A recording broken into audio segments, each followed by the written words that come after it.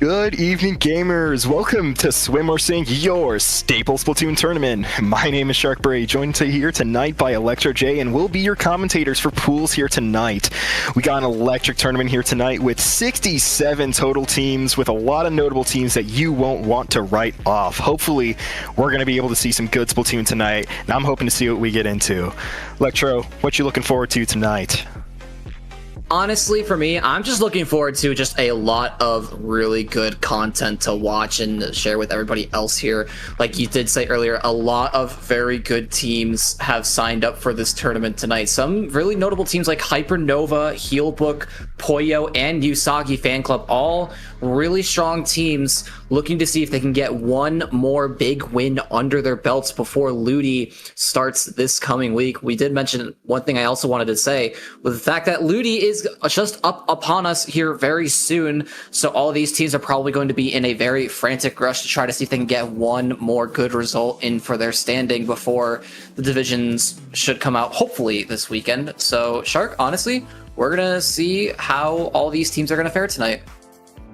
Everyone's rushing for that crown. Everyone wants, if you take SOS right before Ludi, but right before getting Div, that's a really good result to have on your team page, especially not just your team page, but also your individual page. So hopefully we get some people who, I want to see a good fight, and I want to see people who deserve to get a good Ludi Div get a good Ludi Div. So let's see some good games here. First up, we got Splat Zones on Hagglefish Market, a staple, pretty open map, good for leader, good for sight lines, and good for a lot of back lines, but definitely those left and right flanks are going to be something you're going to be that you're going to want to watch out for.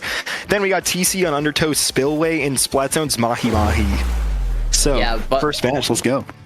Yeah, as we didn't mention earlier, the first match is going to be the Wind against Soyjak Squids, as we are going to get loaded up into the first game. I'm seeing a Tentabrella on the side of what looks like, I believe it is Soyjak Squids. Yes, that is correct. And also we see the Clash Blaster from the Wind. That's something you don't see often. Definitely liking these comps already. Forge Pro, I have been a pretty big Forge Pro activist for these recent couple weeks. It's definitely a very strong weapon, very good midliner, but it's also really good at just keeping pace and punishing, getting Booyah out more. Even with 200p, it definitely gets Booyah out more than you'd expect.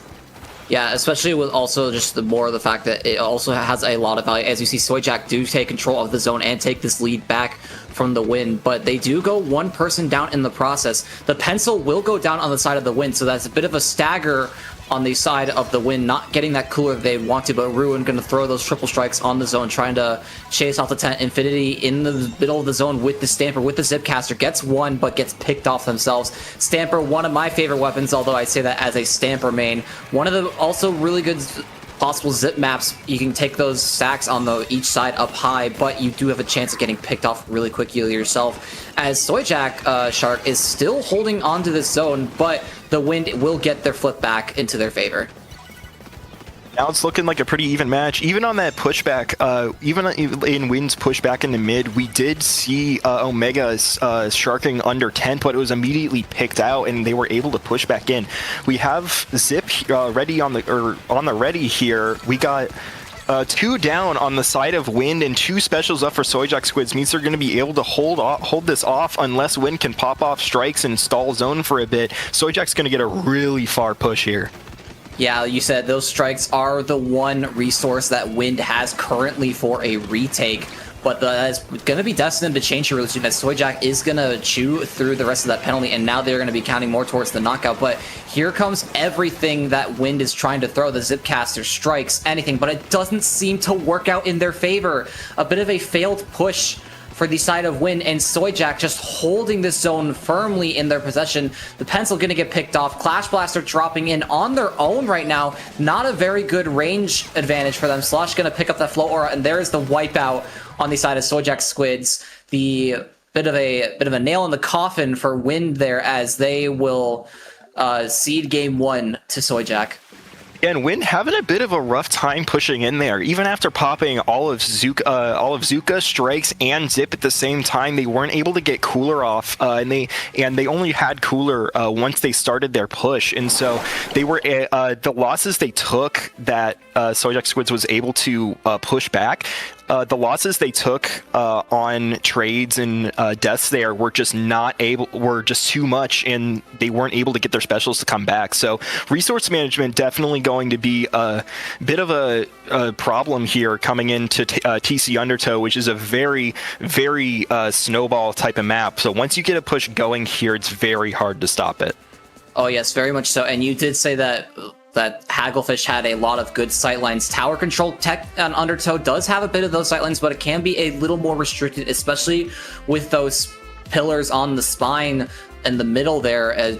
We did see that the Wind had a pencil on their side and kind of a bit of a range disadvantage for Soyjak, but that didn't really seem to phase them much, as they just really dominated more control, shutting down the pencil any chance that they would get, as we are going to get squared away for game 2. Trying to see if the Wind can pull a win back and force this to a pivotal game 3. But, Shark, we're going to have to see, as not a lot of changes from either side here. Yeah, Clash being a very interesting pick, especially coming into this match. You're going up against a tent, and Clash is definitely not something you're going to be wanting to fight with it here. Gal can definitely make up for some of those losses, being able to fight with Wall, but then again, Tent doesn't lose to anything in a vacuum. Oh, absolutely. Actually, but you do say that it maybe think about the vacuum, but this is the Sorella Tent Umbrella kit that we are thinking about, the one that has the Trizuka, as Soyjak going to be throwing out a couple specials. Will find the Stamper, but nobody, only just now has a team touch the tower, and it's still just chewing through that very early first checkpoint for Soyjak, and they will clear it. A bit of a slower pace than hopefully they might be thinking, but a broken checkpoint is a broken checkpoint nonetheless. Izuka coming out here, getting not a lot of value.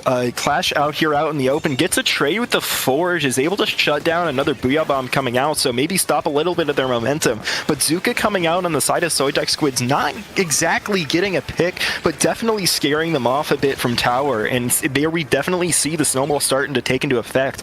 29 points means anyone with LDE is definitely going to start reaping the benefits now, so we hope to see Win get a good push back into mid here as they start taking left. Yeah, the very quick take of space from the Wind here after getting that quick. We did see Amy Rose does have that flow aura activated, but it's still a lot of ground that the Wind needs to make up for the side of this. Amy Rose going to pop that Zuka Porter, shielding themselves with that tent shield. Always such a big damage taker, especially when it comes to something like Zuka. And Amy Rose going to find another pick onto Omega. See, this might be a position that might be more favorable for the Win now, but no, the pencil duel is going to be won by Soyjak, and currently nobody is going to be touching the tower, and it is going to start losing ground that the Win needs to desperately make back up sooner than they need to. Looks like Win's actually able to keep a lot of the momentum here. You think with 2 down like that, they would be able to, Soyjak Squids would start being able to push, but that cooler, quick super jump, even with the stealth jump nerf, is just too much, and they're able to make back up for a lot of the ground they lost. But Soyjak Squids immediately responding, taking a strong presence on left, especially with that tent shield, immediately able to come back. Yeah, not only that, but also Omega with this flow aura on the 52 gal as well. Slush going to be charging up that Booyah Bomb right now.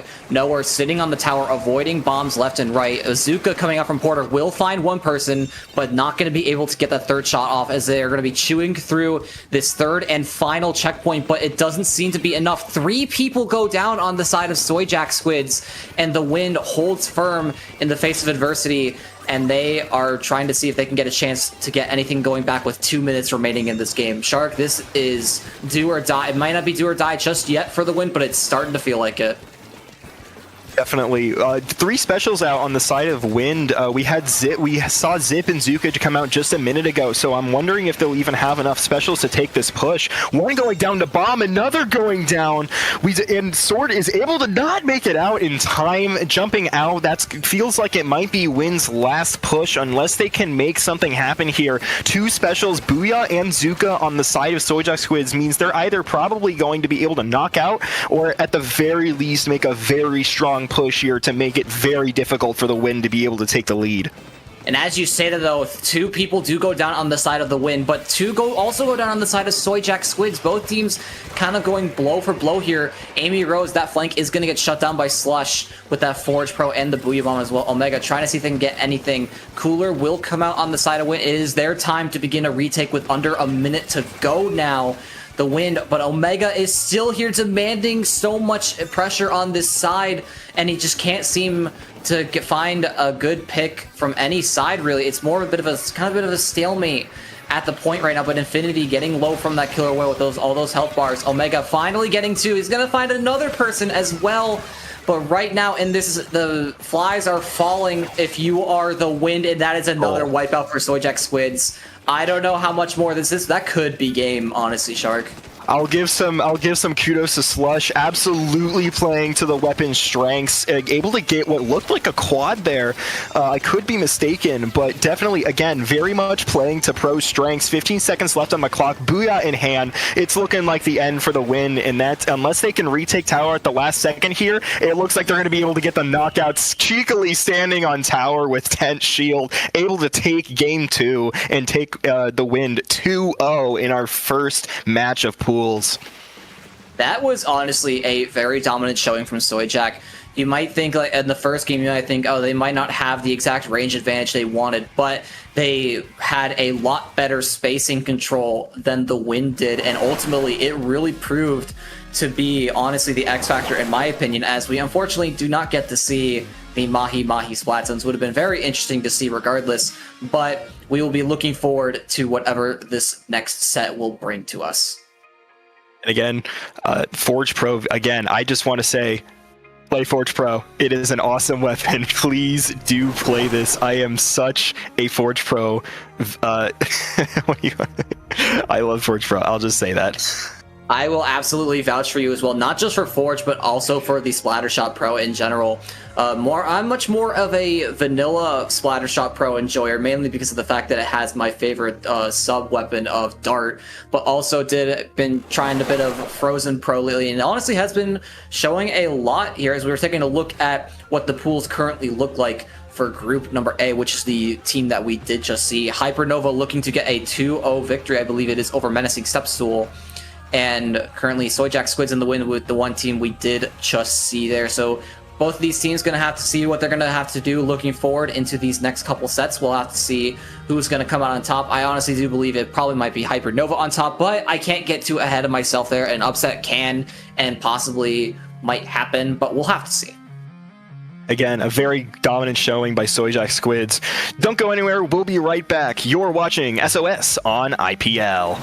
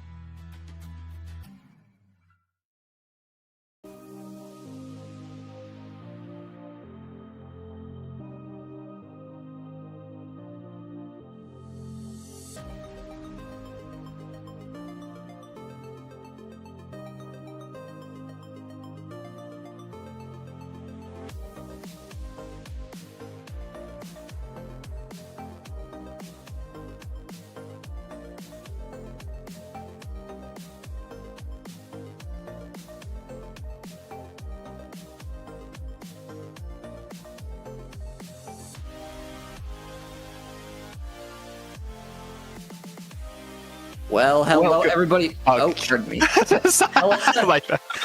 Hello everybody and welcome back to SOS. We are going to be getting ready for our next set here. It is going to be Wyrmwind versus Invisibility Stool. Shark, it hasn't been a whole lot since we have took a small break, but honestly a lot had happened in between. What do you think about this going forward? I wanted to ask you, what was Wyrmwind's result again that we saw on their profile? Oh, I'm so glad you asked. After looking at, we did some bit of research into these two teams beforehand. We did notice that Wyrmwind, about a little over a week ago, got second place in a Tri-Strike Tuesday finish in North America 54 all modes, which is very interesting to see. Definitely a very good result, especially coming into the end game towards the start of Ludi. Very interesting to see against Invisibility Stool. Not a team that has a lot of results as a team, but individually, nothing to really gawk at. I believe it is Shellfire, one of the earliest winners of Tri-Strike Tuesdays as well. But honestly, a lot of results, good results coming from both of these teams, but only one of them is going to be coming out on top as we will be getting ready for Game 1 soon on Mako Mart Zones. One thing I want to say, for those of you watching at home, yeah, that is Grace. That is Grace. We're going to be giving her a hard time on commentary, hopefully. Yeah, Grace, one of the... Actually, I feel like you were the one that can explain that better than I, honestly, Shark. Well, that's our organizer on Wyrmwind. Alex J, keep it going. Yeah, well, it's going to be very interesting to see Wyrmwind, their team comp, possibly looking for Gillies with a possible pick of the Carbon Roller. Carbon Roller is a much more of a lethal weapon on Mako Mart than it might be on a bunch of other matches or other maps, excuse me. But we'll have to see what's going to happen here in just a second. But we also see Grace playing mostly support shooters. Turple probably going to be playing mini.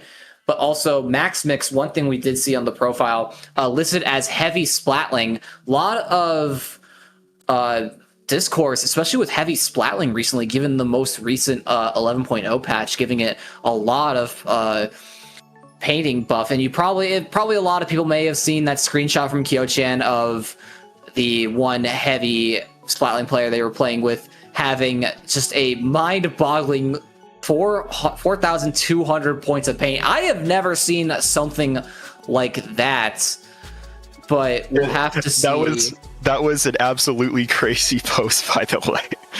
And Heavy's just one of those weapons that it has deceptively long range. You're so used to fighting, and seeing like head hits, and then like seeing the long range of Hydra, and like even just like fighting minis and stuff, that you see those more commonly than you do Heavy. And then when you actually do see Heavy, it's pretty common that a lot of people just don't think it has as much range as it does have. So it's deceptive. Yeah, a lot of other weapons can probably think of the same one thing. One weapon that honestly for me a lot of times comes to mind is Paintbrush, as we are going to be getting squared away. There is the heavy splatling for Max, and we also see the 52 and the Junior on the side of Wyrmwind. They are opting to go coolerless, but also same with Invisibility Stool and Shark. Custom YouTuber alert. Is that okay? You know what? I want to see it. That's some fire. Okay, they're jumping out. That's some fire. That's a fire comp right there. I gotta say, both going coolerless. Welcome to Splatoon 3. Gilly's getting an amazing snipe right there on the ledge with Carbon. About to do it again, and he's aura farming. Yeah, oh my god, I can never, especially with the 11.0, all these changes. Also, keeping note of that custom blaster as well. Gilly is not able to find anybody through that Zuka, but looks like a straight shot from Max is going to find Arcade. The Gootuber is going to go down. The Junior is going to go down. Make that the Stamper as well. That is 3 down, and Gillies is still just wreaking havoc in the back line of Invisibility. So we were talking earlier with how Carbon can be a much of a menace, especially on a map like Mako Mart Zones, and it is really showing. And right now, Wyrmwind has chewed through so much of their score already that right now, Invisibility Stool, they need to do this now, or else they're already going to be dropping this game. Gilly And again, Gillies being an absolute force to be reckoned with, stalling them in their spawn and kiting them for about 30 points there. 2 going down on the side of Invisibility Stool. Wyrmwind's going to easily be able to take this zone back, but not before they get penalty. Meaning Gillies is going to have to hold this front line just a little bit longer if they can. Not able to, but able to take a lot of attention away, enough for Grace to get bubble. And 2 going down, only Zip available on the side of Invisibility, trying to go for a solo play, trying to make something happen because they don't have a lot of time left. Yeah, unfortunately, Random trying to get something done with that Zipcaster, but when you're the only person in the zone with at least 3 other people from Wyrmwind focusing you, you're going to be going down a lot faster than you think, and people are still dropping on the side of Invisibility Stool. They are consistently just always down at least a few members, and actually, as I say that, that's going to be a wipeout, and that will likely do it here. Gillies proving why Carbon is just an absolute menace on Macamart zones, and Wyrmwind will take game 1. I would absolutely love to see that scoreboard, but Gillies, you gotta give Gillies credit, going absolutely crazy on Carbon. Again, one of those weapons that on certain maps is just an absolute force to be reckoned with, but the absolute the extreme difference you see between just one update ago and 11.0 is on Macomart. You definitely have pre-update, you have a lot of reef sliders going off. Me being a Blue Dapple player especially, you just could reef zone. You can't do that anymore. Special power up doesn't even give you that much more paint, so you definitely have to play around that and plan around that. Hopefully Museum is a little bit more forgiving for GooTuber sightlines and stamp zips, so hopefully Invisibility is going to be able to pull something special off here. I honestly, you were talking about the GooTuber, but I honestly, we saw it was Arcade that was the one with the GooTuber. I want to see them do something absolutely crazy with that GooTuber. Sure, GooTuber doesn't see a lot of use, especially in competitive. You gotta make it worthwhile, especially on a big stage like Swimmer Sink. But right now, it was just, Invisibility Stool couldn't find their footing whatsoever versus Wyrmwind. Invisibility Stool did lose their previous set going into this set. They did take a game off Usagi Fan Club, but from the looks of things, it may have been some timing issues due to the score that they had. But a game taken off of Usagi Fan Club, just from a glance, it turned our heads especially. But it's still no laughing matter. But right now, they are already down 1-0. Their backs are already against the wall in this set, and they have to see if they want to try to pull this game back. They'll have to possibly find some antics, maybe some GooTuber antics, maybe even whip out the Rainmaker stall spot if they have gotten a really good lead going into late, especially into late game. But we'll have to see what it is. But especially with the absolute menace that was Gillies Carbon Roller, we might have to see how it's going to fare, especially on Rainmaker Museum, because it's not as strong as it is on Macomart, but we'll have to see. Again, if Gillies continues to play Carbon Roller here, they're definitely going to have to play a lot more sharking, since the ledges here are not tall enough for you to be able to snipe over them. The only one I can actually think of is on flank, on drop right there. You're able to flick up onto plat right there, but that's as much as you're going to be able to do with those little cheeky kills.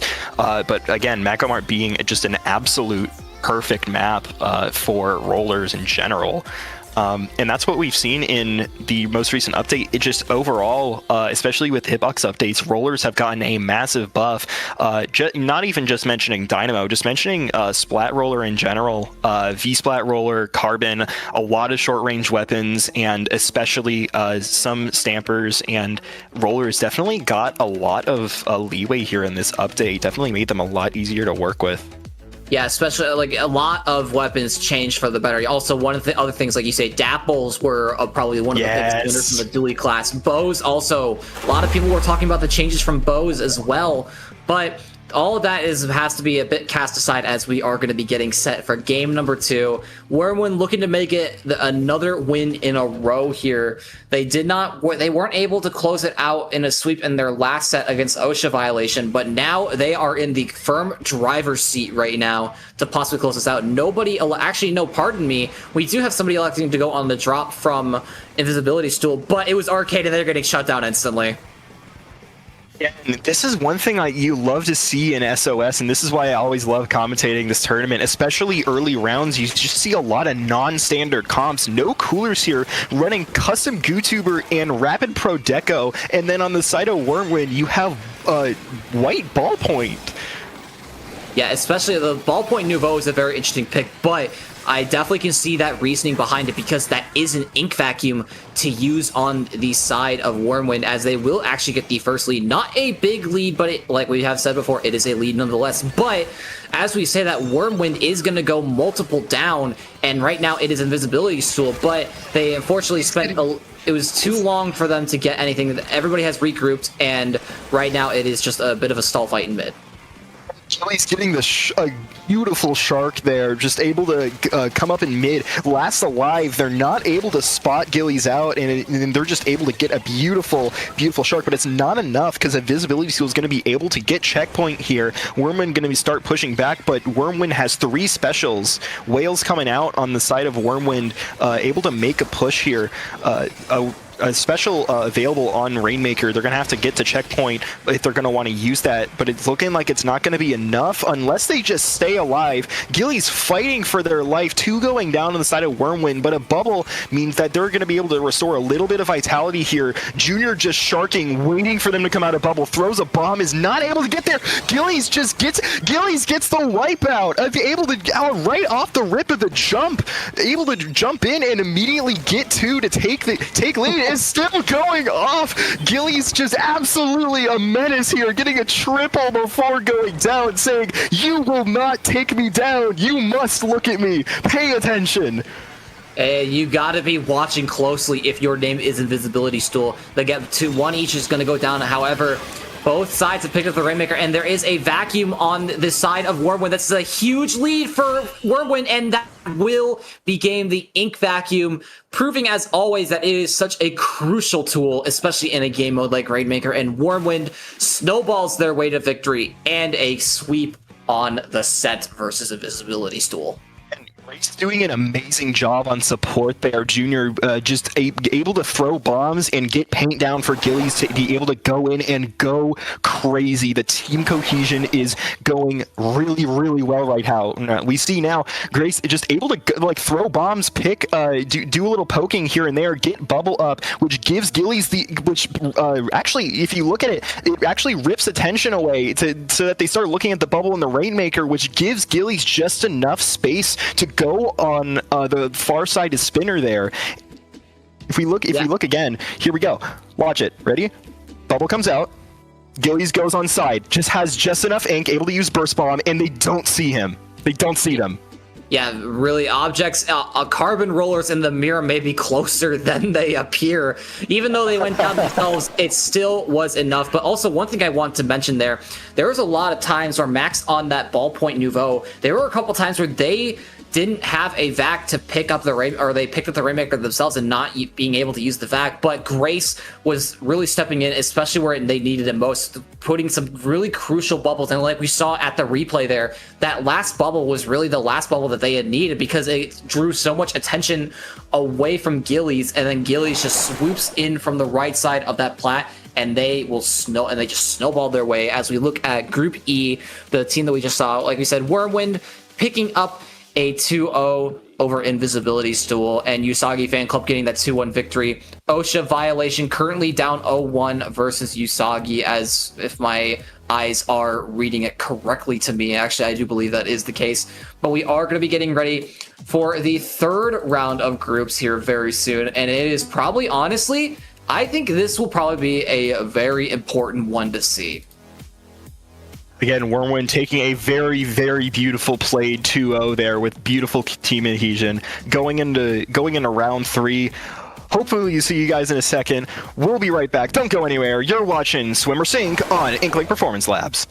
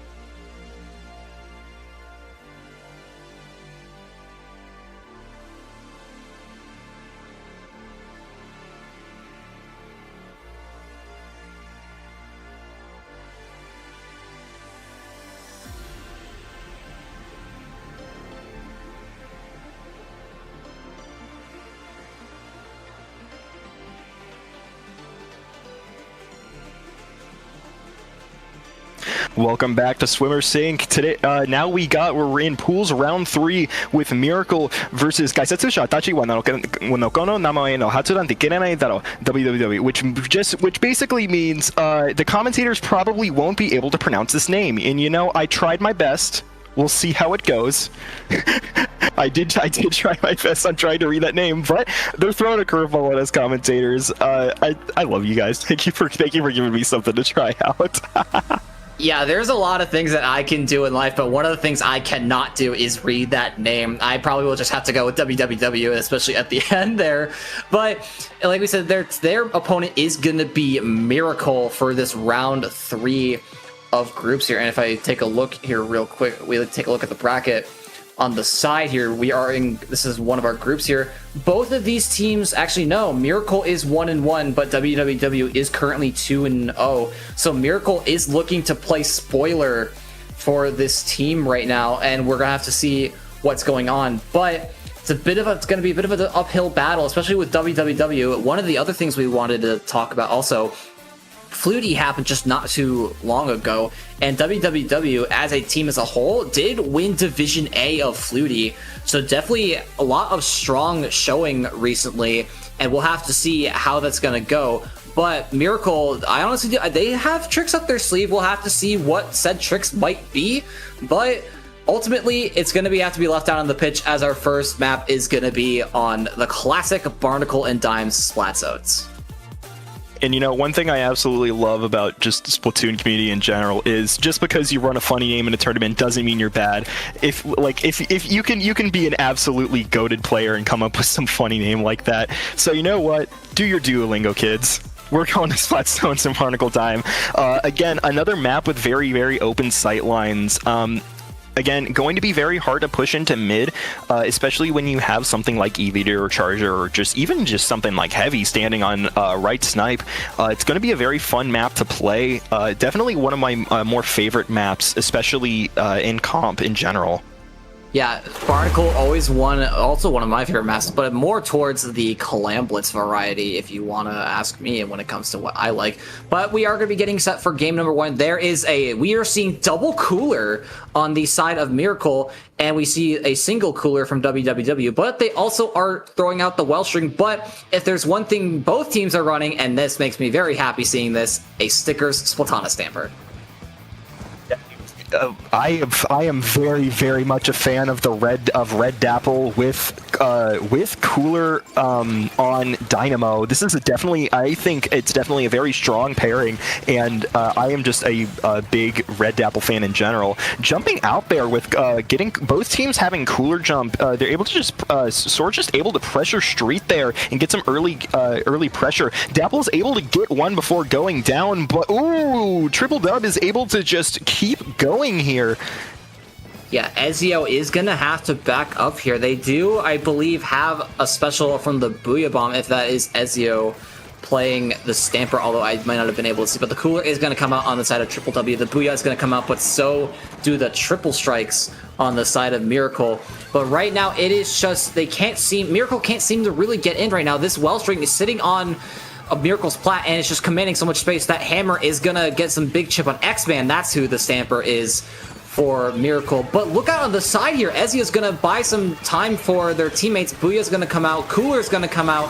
Everything's getting thrown out, but no, Wellstring says hello if you are Triple W, and that is going to shut everything down for that. Miracle trying to do anything they can, but it is just not enough. Triple W is gonna ride on some high waves, especially to a game 1 victory. Also, you know, I'm not gonna let that slide. We saw that on stream. Carbon, why'd you fall off there? Why'd you fall into the water? I saw that.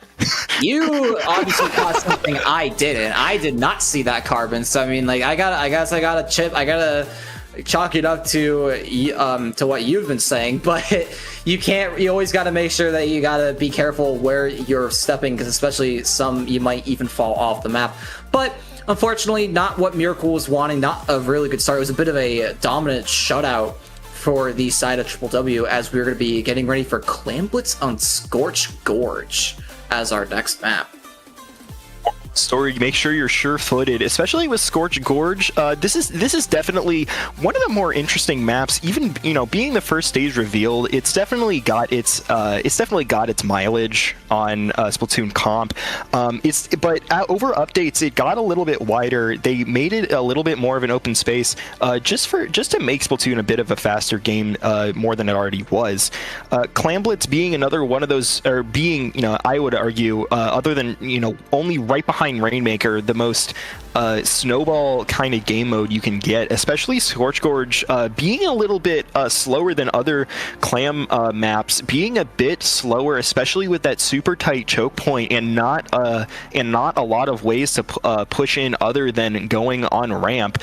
So that super small chokehold that super small choke point that you have there, and not a lot of leeway to go over grates because of just of how risky it is. Yeah, especially like there's so much time that you have to get picked off. When you were talking Rainmaker earlier, my mind started thinking of Rainmaker, Scorch Gorge, and it made me think of Riptide 2025. And you probably know where I'm going with this, honestly. Yes. The match that can't really say anything about, but it really honestly speaks for itself. But that's a thing of the past, unfortunately, as much as people would love to relive those memories. Hopefully we get to see some Riptide 2026 info get announced soon. But that aside, we are getting ready for game number 2. Miracle's got to find something to get them back into the series, or else WWW will get a ticket to a Great White bracket if they find another win in the series. Again, opting to go for more of a standard Miracle, opting to go for a bit of a more standard comp here, only running one cooler, and going back to Blue Dapple. Reef especially being a lot stronger on this map than someone give it credit for, especially even with Blue Dapples did get a lot stronger this update, even with the Reef nerf. Do keep in mind its one-shot hitbox did get bigger, so it is you don't have to torp combo as much, but you still can pull it off. One each going down here on the side of on both sides, actually, and Booyah ready on the side of Miracle. Dapple's very, very close to Reef Slider, might be able to make something happen here. Slosher getting a pretty decent pick on Sword, and again, there it is. Trying to go over grates is a very, very risky, it's a high risk, low reward kind of play here, especially if you're trying to go for, they didn't even have clams up yet. So we have Sword pushing up here, doing a bit of an aggressive push as strikes come in. They're going to probably be able to get a score here, and Cooler's going to be coming out on the side of Miracle very quick here, but not actually quick enough as Drag gets a double, and the rest of W is able to get the wipeout very quickly, and very, very quickly turn this push around into an open basket. Drag very much caught Miracle slacking there, but you also mentioned earlier with Dapple, like all the reslider changes, yes, those were good with especially the one shot, but what we also talked about earlier, Dapple is probably one of the bigger winners, as, oh my goodness, Madman with an absolute hammer throw on finding the pick on Vivity. But right now in this Clem basket is still remaining open off the opening push. Triple W is already finding themselves down to 38 remaining, but that looks like it might be the push, but no, Drag is still in the back there. Viva coming in with the power clam. There's still more clams going in. It is just 6 remaining. Viva finding some more clams. If they can hold it, will. Triple W shutting down Miracle's push and turning it into a 100-0, booking their ticket to Great White bracket. Oh my goodness, what an absolute snowball. Just once Carbon gets in, he's just able to hold that space perfectly. Madman getting a really decent pick, able to keep up the pressure and the momentum just with that really, really strong hammer throw, especially as we've seen Hammer has gotten only more and more annoying after each update. And see Carbon here, Drag just able to keep the pressure up. Viva able to come in which gives Viva enough space to come and score another power, and able to close out the game with just another 2. So very, very clean play. So sorry I couldn't perfectly read your team name, but you know what? Y'all did pretty good. I will say definitely an A for effort, especially when it comes for definitely A for effort for you for trying to read the name. Me, not so much. I can't read. But other than that, as we see, Triple W 2 O's across the board for all of their sets, they will comfortably send themselves up to the top bracket and having a chance at making it a shot at the title of currently making the SOS 217 champion. Looking at the scoreboard, actually, one thing I want to point out here, there was only they only barely just missed out all of their matches being knockouts. Shark 3-0, 6-0 win-loss match record and a score of 586, just 14 off a perfect score. Yeah, a very, very strong showing here. Again, I'm surprised. We saw two very, very strong Carbon players able to keep up pressure here. And so, you know, moral of the story, do your Duolingo, kids. Don't go anywhere. This is Swimmer Sync, and you're watching IPL.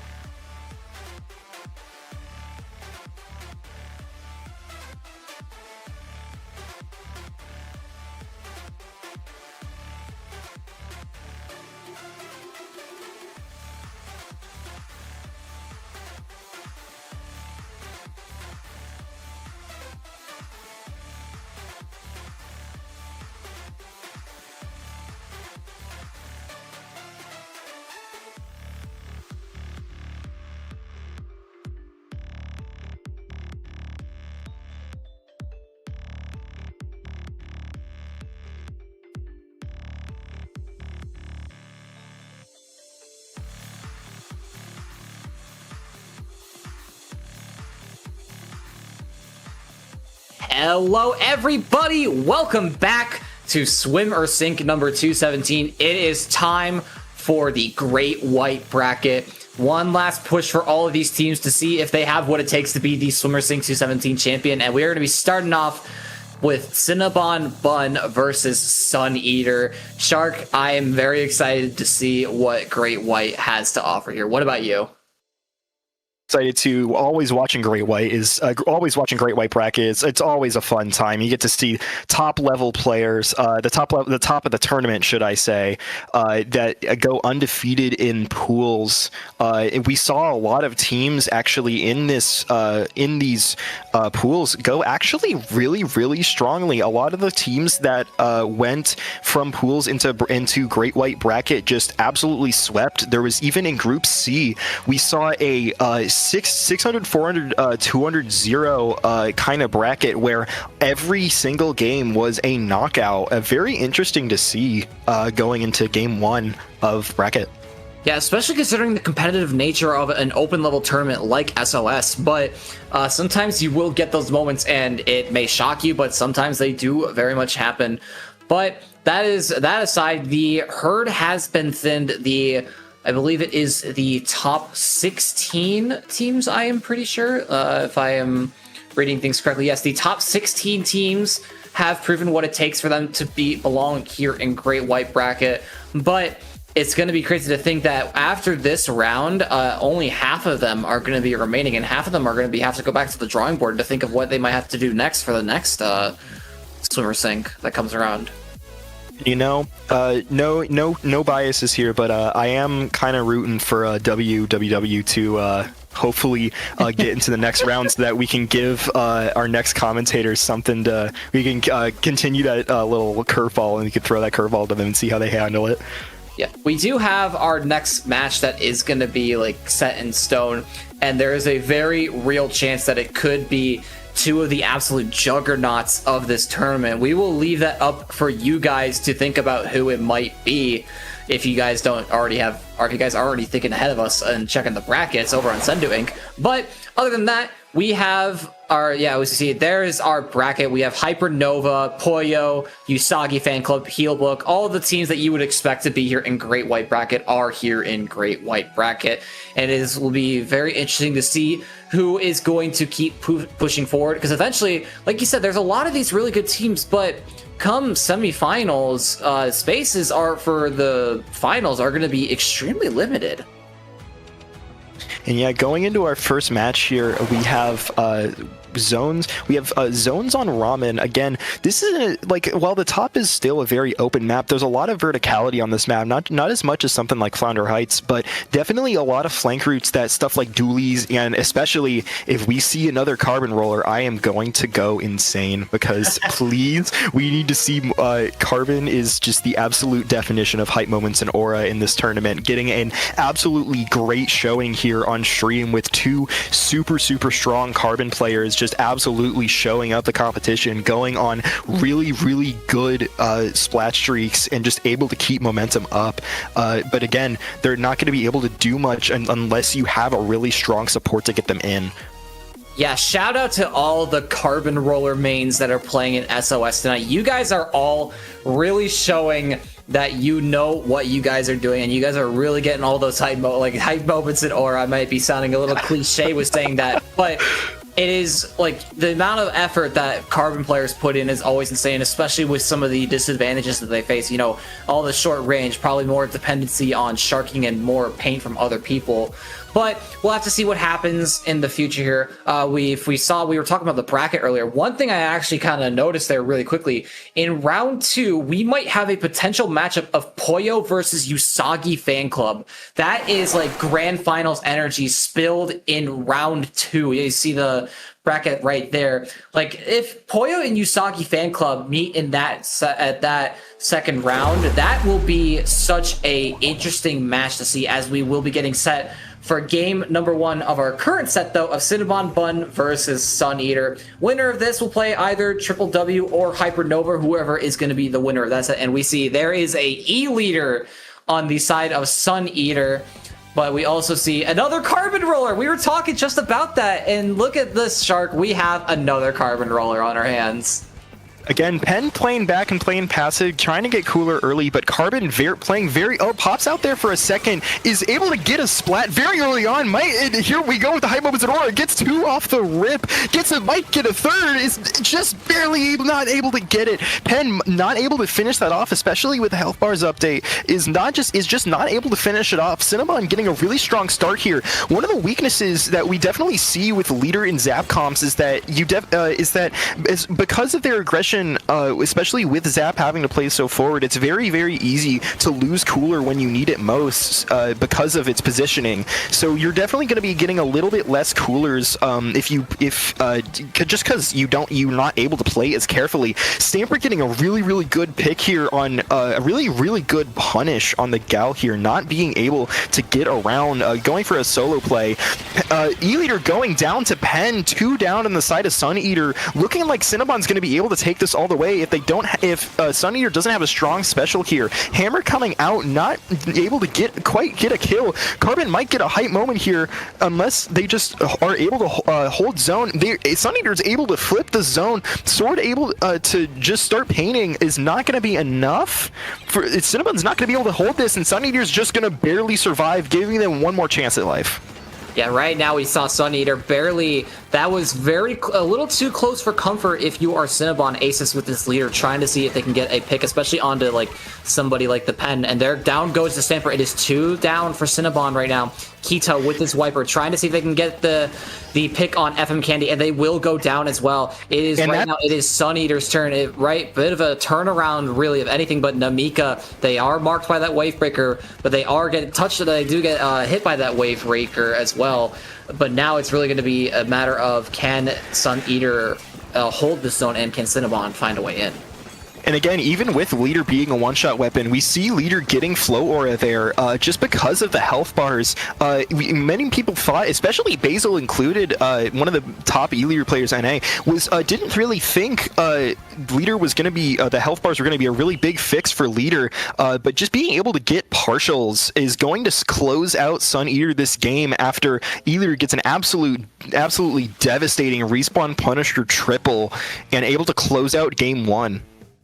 Yeah, that was a very big turnaround for Sun Eater to really get themselves back into that game. I was kind of worried that CinnaBON was gonna end that match much sooner than we were hoping for, and especially with the fact that Namika on that carbon roller, we saw like they started with, it's such an explosive start for CinnaBON, but just once Sun Eater got back into control of the zone, they just couldn't really do anything. There's so many times, like, you might think, like, a lot of times that I've seen it playing whenever I play zones, like, if you get down to under 10 points remaining before you get a knockout, good luck trying to win that match, because there's a good chance you're not going to win it, from my experience. But that's just my experience. That we'll have to see what happens. But we are going to be getting ready for our next map, which is going to be Tower Control Ship-Shaped Cargo Co. We did see that Stamper Nuvo, I believe it was on the side of CinnaBON, I think it was, so we might see if they're going to switch off the crab for the Booyah, because honestly, in my opinion, Booyah Sword and Ship Shape is like a match made in heaven in my personal experience, but we'll have to see what these two teams are going to do. CinnaBON really going to have to think about what's next, because this is still a best of 3, even though it is round 1. Backs are already against the wall, and we saw them start really strong, so it's really going to be a matter of, can they start strong again, and can they hold it? Because if they can hold it, I think that's going to be the difference maker. Again, once we get into semis, we're definitely going to see a little bit more Lee room, especially since it's best of 5 instead of best of 3. So one loss isn't going to set you as far back as it is here, especially with Great White in bracket. Just being a single Elim puts a lot of pressure on CinnaBON here to figure out a way to get around the E-Leader comp, even with E-Leader in Zap's weakness of being a bit of trading off a bit of an aggression for a bit of harder losses on Zap in less coolers than Pen. They're just able to play to their punish game very, very strongly. And again, with most of CinnaBON not actually opting to not actually go for a lot of the flanks and more play out in the open, that just played to Leader's strengths. Yeah, honestly, Leader is such a big controller of those open sight lanes, and we do not see a lot of changes on the side of CinnaBON, but we do see Sunny Eater breaking out the custom E-Leader with that Kraken with the Object Shredder as well, and Keto will switch to the Booyah Stamper as well. We do see a Booyah Stamper, but it was on the side of Sun Eater rather than CinnaBON. Again, yeah, Red Leader not being a very common pick, but great to see nonetheless, especially for Tower. It makes sense. Having Beacons plus Cooler to get your team back and it not being on Red Dapple, definitely, you know, it being a strong combo. We do see here Pen getting in a bit of a, what was it? No, sorry. Getting in a bit of a rough spot here. Booyah coming out and being able to clear top left. If they're going to be able to clear that dually here, hopefully, they're able to clear it and they're going to start getting some good points here. Getting an absolute good read on Pen, just getting another kill with Kraken is just going to get them in here. Mike and another is just not able to get it in time. Crab's going to start coming out. Might be able to camp that jump, is going to be able to. And that's going to be Aura. Yeah, Stan already popping that flow aura. Just, it was a really, Stan must be had to breathe a sigh of a relief when Ace's Kraken ran out. It was just such a wrong time, a wrong place. But now 2 down on the side of Sun Eater. FM Candy gonna pop this crab on the far side. We actually, that's another thing we did. I did kind of a bit of an oversight. Double crab on the side of CinnaBON, and it seems to be working for them. They have taken the lead back, and they are cleaning. And Stan with the jump in, getting the immediate kill. Gonna opt more for the protection of ball mode with this crab, trying to see if they can get a pick on Ace in the back, and yes, they will keep it. Their flow aura is still active. We saw it get activated such a long time ago, but Ace is gonna get a crucial snipe on that Leader, gonna pop the Kraken, and FM Candy is gonna have to force themselves to run back. Unfortunately, but Aces will shred that crab instantly with that Kraken, but they do go down before they can jump out, and it's good. This tower is going to start meandering back towards mid, but Namika there sharking around on the carbon, but Ace didn't see them at all. Ace was probably a little too distracted with his own missions as well, but Namika will be found and will be taken out, and so will FM, and it is going to be another 2-down situation for the side of CinnaBON.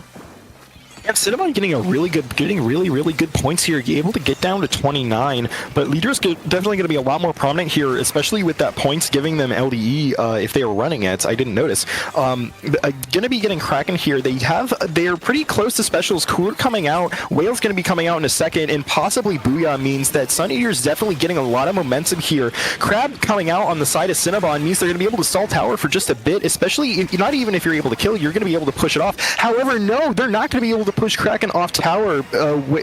Gal's going to be able to get that punish just for standing out in the open. Sun Eater's going to be able to take the lead and possibly the knockout here if CinnaBON can't push them back, but it looks like they're going to be able to. Carbon Dooley getting a crucial trade here, but it's not going to be enough as Sun Eater's going to keep that momentum up, getting a crucial pick on the pencil and just absolutely harassing them in their spawn. Ace with this 52 gal is just snowballing their way, and Sun Eater will just continue to keep pushing forward, and they will, even despite another really strong showing from CinnaBON at one point, but just the ability to hold it just wasn't there for them, and Sun Eater takes it back from them. And Sun Eater is going to be moving on to round number 2 of Great White, and they will be awaiting the winner of whoever the next opponent is, and actually it will be Hypernova. And actually, here's an interesting development. Usagi Fan Club falls in round 1 to Boom, and they will face Pollo instead, but that is going to be the next set that will be up here. But it's going to be very interesting to see Usagi. That's honestly, that would have been a top 4 team in my opinion, but no, they seem to have run out of steam after groups, and they do fall to Boom. But Boom is consisting of Tan, Haiku, Tufa, and Atlas. That is another very strong team, so it does make more sense now looking at giving it a deeper look that it would be a team to bring down a team like Usagi Fan Club. Healbook and push to start 2 other teams with really strong showings already punching their ticket through to round 2. D5 tied 1-1 with Pounds and Tilines, and it gave way to more. That's running out of space there. Let me see what. But they are. It gave way is currently up 1-0. It gave way to more than you could imagine. That is. I don't know if Sendu has character limits for team names, but I gotta say that's probably gonna be pushing it. Very pushing it. So thanks for y'all for hopping in. We're gonna be handing it off in a couple minutes to Topic and Stormy, which are going to be your commentators for the rest of Great White Bracket. It's been an honor. Electro, where can they find you? Where can the people find you? Well, as you probably have been seeing around in like some of the headers and like on the bottom headers, I do have a blue sky over at EJ46 SPL, but you might also see me around on Twitter as well at ElectroJ46, and maybe you might even catch me on the wild Twitch stream if I can figure out how to get OBS to behave on my laptop possibly at some point. But other than that, it's mostly blue sky. But Shark, where can the lovely community find you? Anywhere with a name. You can find me on Blue Sky. You can find me on YouTube. You can find me basically on Discord. But mostly you can find me on youtube.com/sharkberet. Been meaning to get back into making videos, but before we head out, a big shout out to our amazing camera and graphics operator, Pipedream DX, killing it as always. Special thanks to all those who make these streams possible. So my name is Sharkberet. I'm signing out. Electro, any last words? Also, not only just a shout out to Pipe Dream, but also a big shout out to all the TOs that are always the ones that help keep these tournaments up and running. Without them, these tournaments simply just wouldn't be possible. But other than that, that's all I got as well. I'm ElectroJ46, and we will see you guys later. Don't go anywhere. You're watching Swim or Sink on Inkling Performance Labs.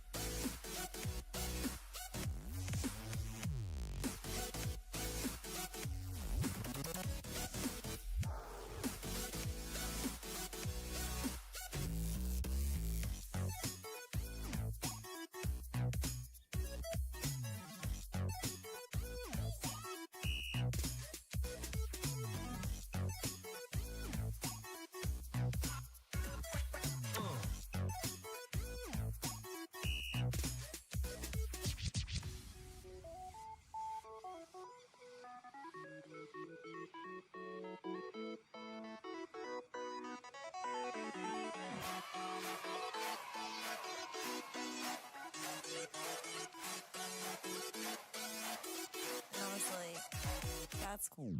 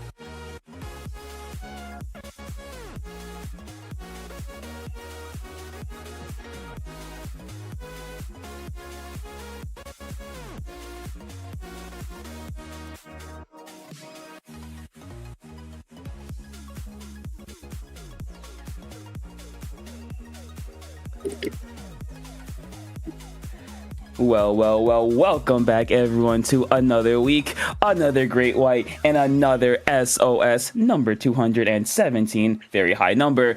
I am Topic, joined by a very, very special guest, the one, the only, Stormy Senpai. And Stormy, how you doing?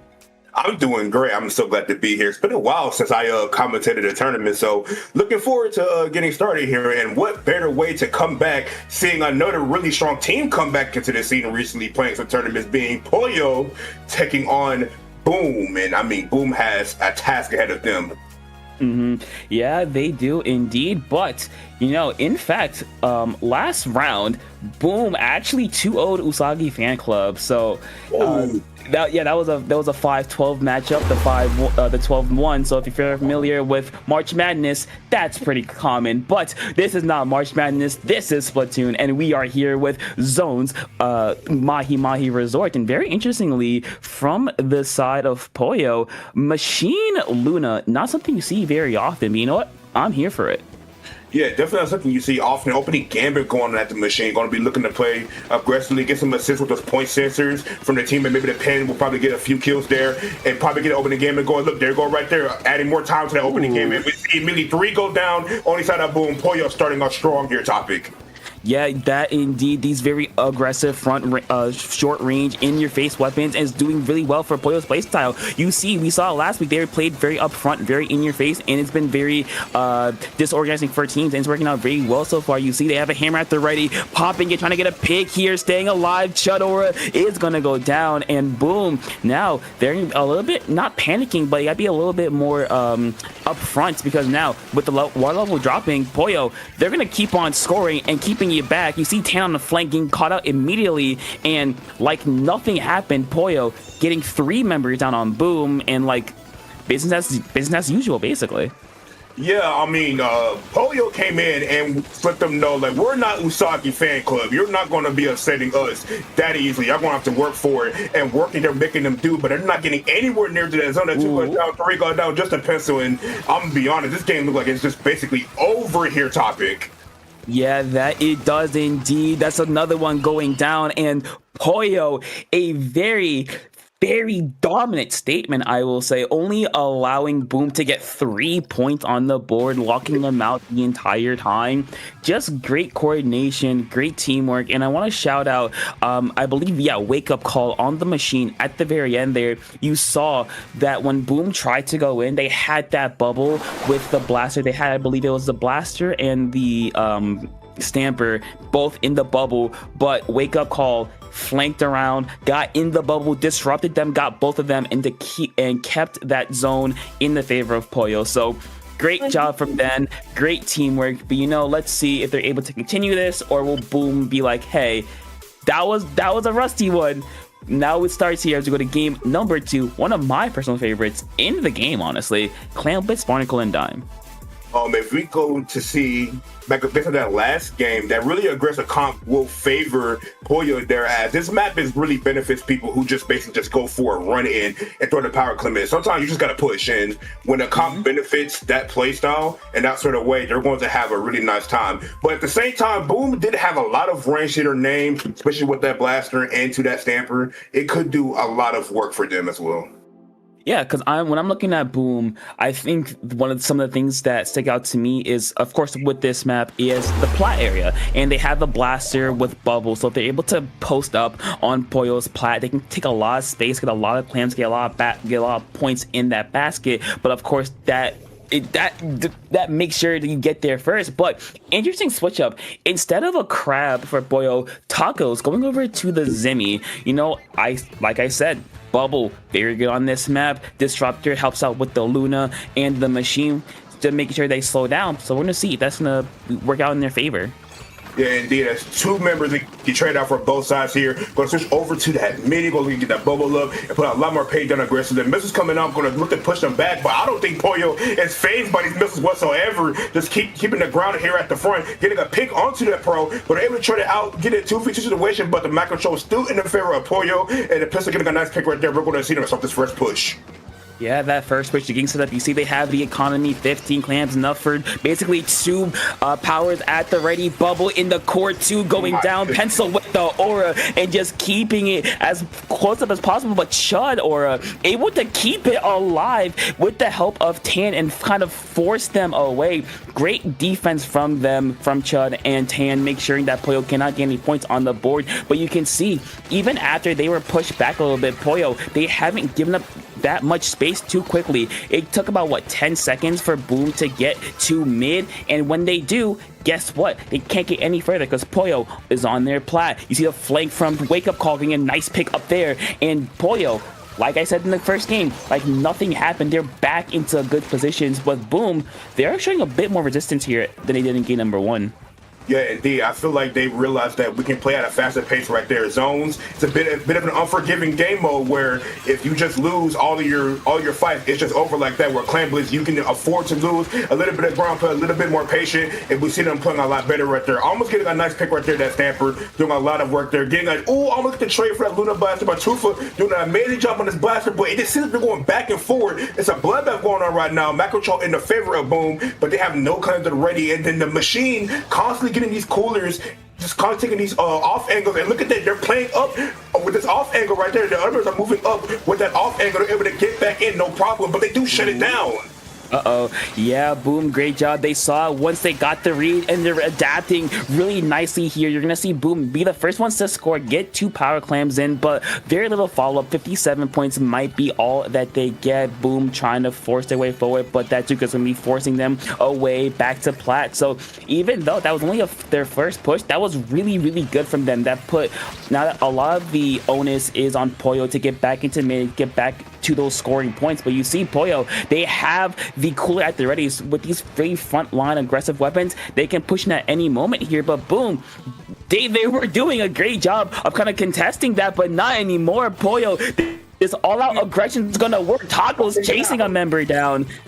Walk him down, son. That's how you do it. Walk him down, son. Literally not letting the pistol escape whatsoever. Trying to get that power climb in. Uber gets shut down, but it's still putting points on the board. Does get that power climb in, and that is a very successful push coming out for Side Pollo. So Pollo, so a really nice job from them. Very great and job indeed. Now all the Otis is on Boom to do that thing again, try to get a much better push going, but you've seen, you give an inch, Pollo takes 10 miles. You saw how fast they ran, you saw how fast they were to get up here, and now Boom, they're gonna be kind of be a little more tactical. They can run forward, but not as recklessly, because Pollo can take very good control of that space and very good good control of these fights. You see right here, Taco's given a space with the bubble, getting nice 2 members down, and now Pollo doing a great job of separating the members of Boom so the pushes aren't too connected. Nice one there going down, and now Pollo set up once again. They're gonna have a hammer soon. They're gonna have another bubble in about 5 to 10 seconds, so they have enough to get another push going almost immediately. Yeah, indeed. So they're going to move it with this hammer. It's a kill on the Ultra Stand, but they do trade it back. Musa coming out, looking to slow down Pollo a little bit. Boom has to move it right now. They're going to try on this right side, but they're having an issue there dealing with the machine. They cannot clear this machine. It's going to be hard for them to get back in. Only 45 seconds to go on the clock. Bubble coming out, and they're in a world of trouble here, Topic. They got to be able to stop this push, but look at them not going to be able to.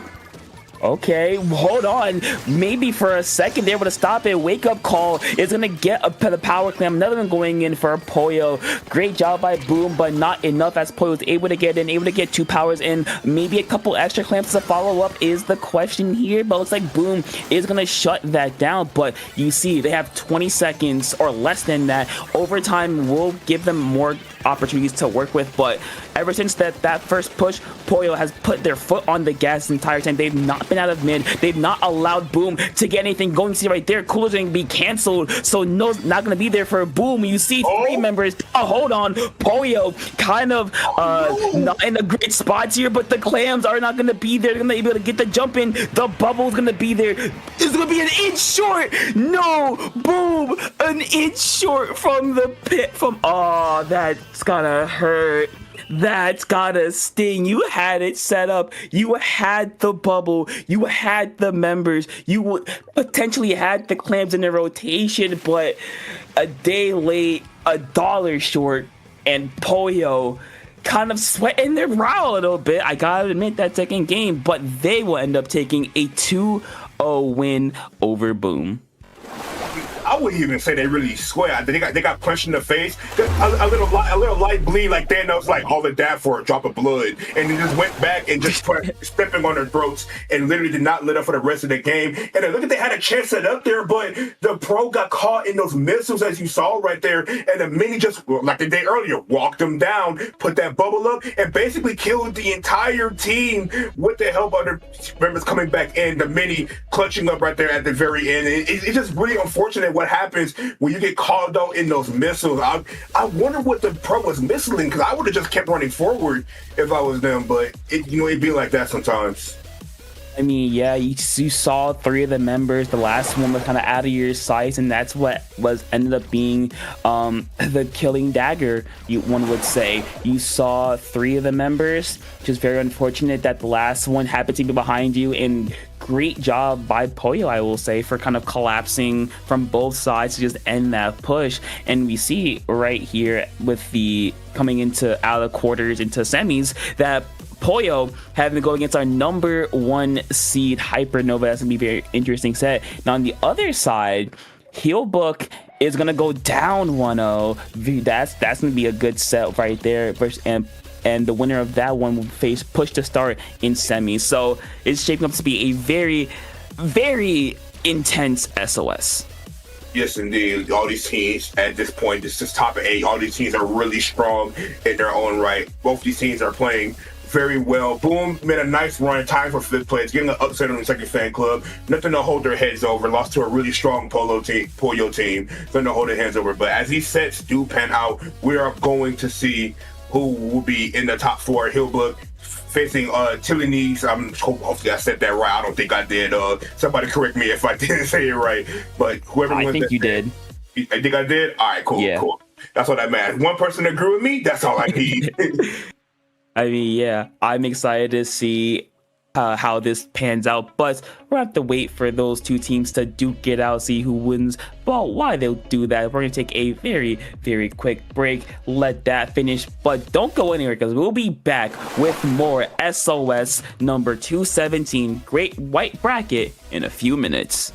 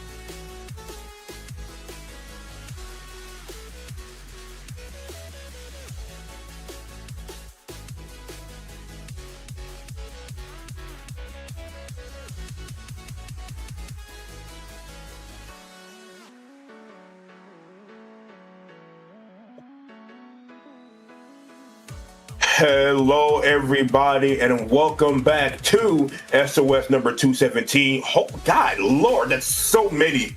That is so many SOSs to really go over. Like, that's a lot of history in this scene. Like, it's really crazy. We have tournaments lasting this long, don't you think? Like, genuinely. Well, yeah, because I think, in my knowledge, some of the oldest tourneys are ironically from IPL. You know, Low Ink has been around since at least 2019. I want to say. So hold on now. Did we forget the oldest running tournament in Splatoon history? Like Paddling Pool? Paddling Pool. Okay, that was the first thing I mentioned. My brain was like, oh, SOS, IPL, old tournaments, Low Ink. It was just a straight line. Oh my goodness, nah, it'd be like that. But yeah, there's a lot of tournament history to be had here, and then we're also going to be continuing with our tournament history and see who gets the victory on 217. We saw that Tilines. I really hope I'm Tilines. Okay. Tilines. We'll figure it out. You know what? Somebody just correct me. But either way, we saw Tilines take down Hillbook 2-0, and what a good win it is for them. These group of players, talking about Ripping, Bonk, Louise, Coca-Cola, and Spongy, this specific group has been making waves recently. I think they won a recent SOS, did they not? Like, this group of people, they won an SOS recently. They've been performing really well, winning tournaments, placing well in tournaments. Like, they just been doing the thing, and so it's not surprising to see them here back in top 4 in the SOS. But with that being said, they have a tall mountain to climb, taking on Kiki, Sunny, Javon, Dylan, and Cakes. Yeah. So I will say, Tilines, their last SOS they placed 3rd. SOS 2, yes, and SOS 215. So not quite the gold, but you know, pretty damn close. I swear they won one. I could be unless I'm tripping. Like, am I lying? Am I a liar, chat? Like, I swear I won the SOS. I mean, at least on Sendu, I'm looking through, you know, it's a quick glance over like the whole team results. No, they haven't. They've gotten close a couple of times. You know, consistent top 8s, third, like couple thirds, but at least like a recent history as of like 2025 or like mid 2025. No, best is 3rd. Their best is 3rd. No, I'm definitely no. I'm not lying. No, they won one. They won one. Onyx, my chain got the rocks. It was under a different team name. Okay, yeah. I'm still. Oh yeah. But it's the same player. It's the same players. No, I know. See, look, I know my history. I be paying attention. Trust me, I be looking. I don't doubt you. But like you said, they have a very tall task. A very basically like not Mount Everest, but like Mount Fuji, pretty close. Push to start. Very good players. I'm pretty sure. I know recently, Jovan, JJ got to +1. I believe Kiki and Sunny are also like of that. I think +1, +2 level. Overall, very high level players. Basically top, just top level players. One could say. Honestly, like they're a really strong team, and so it'd be really. This is test right here to see where they stack up with some of the best in the scene. If they find a way to even just pull off like a decent set, they can know they are close to getting over that hump and being considered really strong players in the scene. Luis and Bonk, I think the issue is Luis and Bonk were the only tour members who won that last season. What I was talking about. It's two different players now playing with them, because before it was my GOAT Luis Charizard that won the last one. Luis Charizard, Luis CL. Okay, I see now. All right. Well, we're gonna see. Every war has a starting battlefield, and our starting battlefield will be Splat Zone's Umami, a very not neutral, very good one in my mind. It's to Smash Bros. To me, this is like PS2 in a way. Like it's kind of not a gentleman's start, but you see it very often.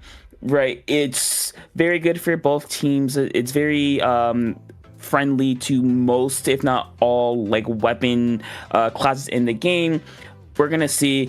Interestingly, I'm excited to see what push to start runs, because I know Jovan JJ is a Brella player. Brella, I think, one trick. So I'm interested to see how push start plays around that, especially around this top mid section. But enough speculation. Actually, no, there's more speculation. Actually, there is a DC, so we're gonna let those teams kind of, figure that out and get that all sorted. But interestingly, I saw from the side of Tilines a bucket roller dapple. Very interesting. I like it. Very aggressive, very in your face. Dapple 52. This is hilarious. I'm gonna try to get as fast as I can before we get. So Tilines comp is really annoying, and it's just straight cancer to fight. I'm gonna be honest. Like, no, hear me out. Because I played 52, right? And then all right now. I played 52, right? Like back in 2024-ish, and my girl was a roller man. She played roller, and we would go in these tournaments, and we played roller 52 shot pencil. And let me tell you, or E-Leader shot 52, because let me tell you, we were the most annoying team to fight, because the thing is with 52, the 52 and roller combo works hand in hand, because 52 can draw attention just by, being 52, and a roller can shark around, sneak around, and get on players. And then you gotta pay attention to the roller, so people are scared to run at you, because you got a roller on your team. And because of that, the 52 can run forward willy-nilly and throw a wall and just take the space. Like, it's an annoying combination. And it's really ironic how I'm writing a script about this exact combination. Like, for a video I'm doing on my YouTube. Like I'm so serious. This is really ironic that I'm seeing this. So I'm getting free footage. Oh, I'm so happy. We're going to see. Listen, we're going to test that. Your theory will be tested right here, right now. But interestingly, alongside that, Tilines has the purple, red, I don't know, the colored apples, I forgot which one they are, with cooler as well. So that kind of, red apples. That kind of like accentuates that aggressive, very in-your-face behavior. We're gonna see how they mainly play against this pen, which is gonna try to force them to slow down a little bit and force them to not just run at you and be in your face 24/7. Yeah, indeed. And that being said, push to start definitely has the comp to deal with all this pressure. But we see the two go down immediately at the start, and they're going to go ahead and control this. We see that roller doing a lot of work, and they're not playing the zone. They do have the zone now. We see the roller is already in, has that big ball at the ready with those strikes. This is going to be hard for push to get out of here. Topic. I mean, they're gonna pop the jet, gonna pop the strike soon as well, alongside the bubble to kind of help out. But we're gonna see, because Tilines, they got a kill out of it too. They got 2, they got 3. It's just the pencil. They go down as well. So Tilines, kind of like just dominating so far. They have not let push to start get to their silo. Very important side here. You see Dylan just rushing forward, able to get bogged down with one, looking for a second one on Rippling staying alive in that bubble. They're gonna stay alive, get a trade out of it as well. Very, very clutch there, giving enough time for Bonk to get back in there. And we're gonna see right here, push to start maybe has the opportunity here. No, one's going down. 20 ticks are still remaining for push to start. 2 down, though not the start that you're looking for. 3 down. down just the pencil, forced to back away. Kiki on the jumper, gonna affect the zone. Not enough. And Tilines, domination, absolute. Listen, I think your theory was proven right, because that was insane. I'm telling you, Right. I'm telling you, Roller 52 is the most annoying combination you can ever go against. And genuinely speaking, I am surprised people have not figured this out. It really is. And now I've noticed since 2024, ever since I did it with my girl, and I wasn't going to share it around. I don't want to fight that. I actually just don't. But you saw it right there. The 52 just constantly running forward, allowing the rollers to constantly play off of the pressure 52 is exerting. Like, those weapons play exactly the same. The difference is one of the shooter provides paint and can switch it being a support, because no matter what people say, 52 can paint. 52 can paint. It can. And then plus, when a Dapple's by your side, giving you the cooler, holding your hands, drawing attention with his quick dodge rolls, stalking out fights, and then a bucket, just hitting 70 over areas you can't reach, it just works really well. But with that all being said, that was zones. That was zones Umami. It does favor a little bit of short range comps, I will say. Now we go to Claimant's Museum, and I would like to see how they play there. I mean, I think for Tilines, I think kind of the same game plan, right? What we saw a lot is they got down the Brella, the bucket, and the decaf, all basically at the same time. Every time they pushed in, they did really well at that, making sure those three weapons could not affect the zone or mid at all, kind of leaving the pencil. So I think here they're gonna be a bit more proactive in removing the pencil, because don't quote me on this, but I'm pretty sure pencil from your spinner on your plat can reach mid. I don't know the exact ranges, but it's like close. So I think they're gonna play a bit more towards moving that pencil, mainly around the whales, mainly around the strikes. You gotta make sure, mainly around their bombs, to make sure that they move. But we're gonna see interesting change. Dylan going over to the bucket Kiki going to the bucket for their own strikes, and Dylan going to 52. So switching it up, some more paint, some more pushing power with those strikes. But we're gonna see if that's gonna work out for them. More pushing power, more aggression, more in their face, more not letting them have the space. This is exactly how they want to play this, and they're doing a really good job so far, taking a roller down and a bucket down. They're going to be moving up really fast, getting Clemson ready. JJ have a Clemson ready as well as these strikes, getting a kill on the 52 off that off angle, but they do trade it out. And so unfortunately, the strikes do go down before you get anything done. But we saw the Dow taking a flip, but they get punished immediately. 52 running in with this power play, going to score, and they're going to get a few points on the board here, but a decent defense coming out to the Nest. Yeah, great defense, in fact, because now you have a free pity clamp to work with here. So push to start now has to deal with pity clamp plus whatever you build up. But I don't think they have a chance here to push up, because push to start just keeping them back 3 members down, just bonk on the enemy plat. But we're gonna see if that's really mean anything, because push to start just kind of ignoring them, having them run around, forcing them to jump back, and now push to start is trying to get on this plat. They have strikes at the ready, a little bit more, bubbles gonna get popped, but it's not gonna mean anything. It's gonna go down immediately to those strikes. Yeah, indeed. We can see the map pay more dividends there. A lot more room means a lot more areas for push and start to hold control over and just let them play into them. They're playing very slow, very patient, very methodical, letting them come to them and just force space like that. As well as the brother just going in and forcing that space as well, making it hard for the 52 and the roller to move because of the lack of range paint on the other side. But it going down again is not what you want to see for Tilines. Yeah, that's not what you want to see indeed. But you start getting another score in, along with 2 more power clans. They're going to get in fact. Kiki, nice job getting Kill Lewis. On top of that, it will just be the cherry that they need. And now push to start. They have more clams in the back lines from Zara here, but can they score is the real question. Clam spawn right in front of them. Just take the game again.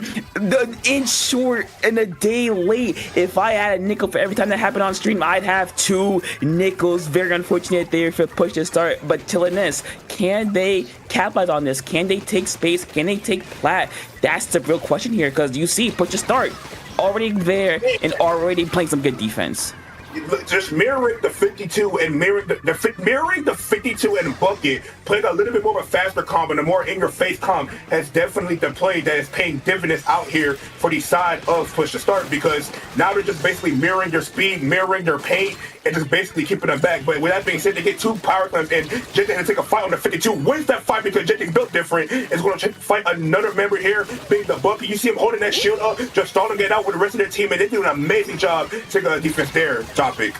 Yeah, great defense indeed. Rippling, trying to go for a pick, able to get one not before going down themselves. And now, less than 2 minutes into this game, if you're Tilines, you gotta kind of do that success again. But that's gonna be really hard because push to start, they kind of got your number, right? The 52 doing a whole lot of damage, whole lot of paint, supporting and pushing up with Kiki here. You see nice pick there on the side of push to start, and they just haven't allowed Tilines to take space. They haven't allowed them to get rushed down or allowed them to get rushed down. They've been doing a really great job of, like I said, slowing the game down just a little bit to the point where it makes Tilines uncomfortable and it gives them an opportunity here to push. He's right there trying to push the pace, shut down immediately.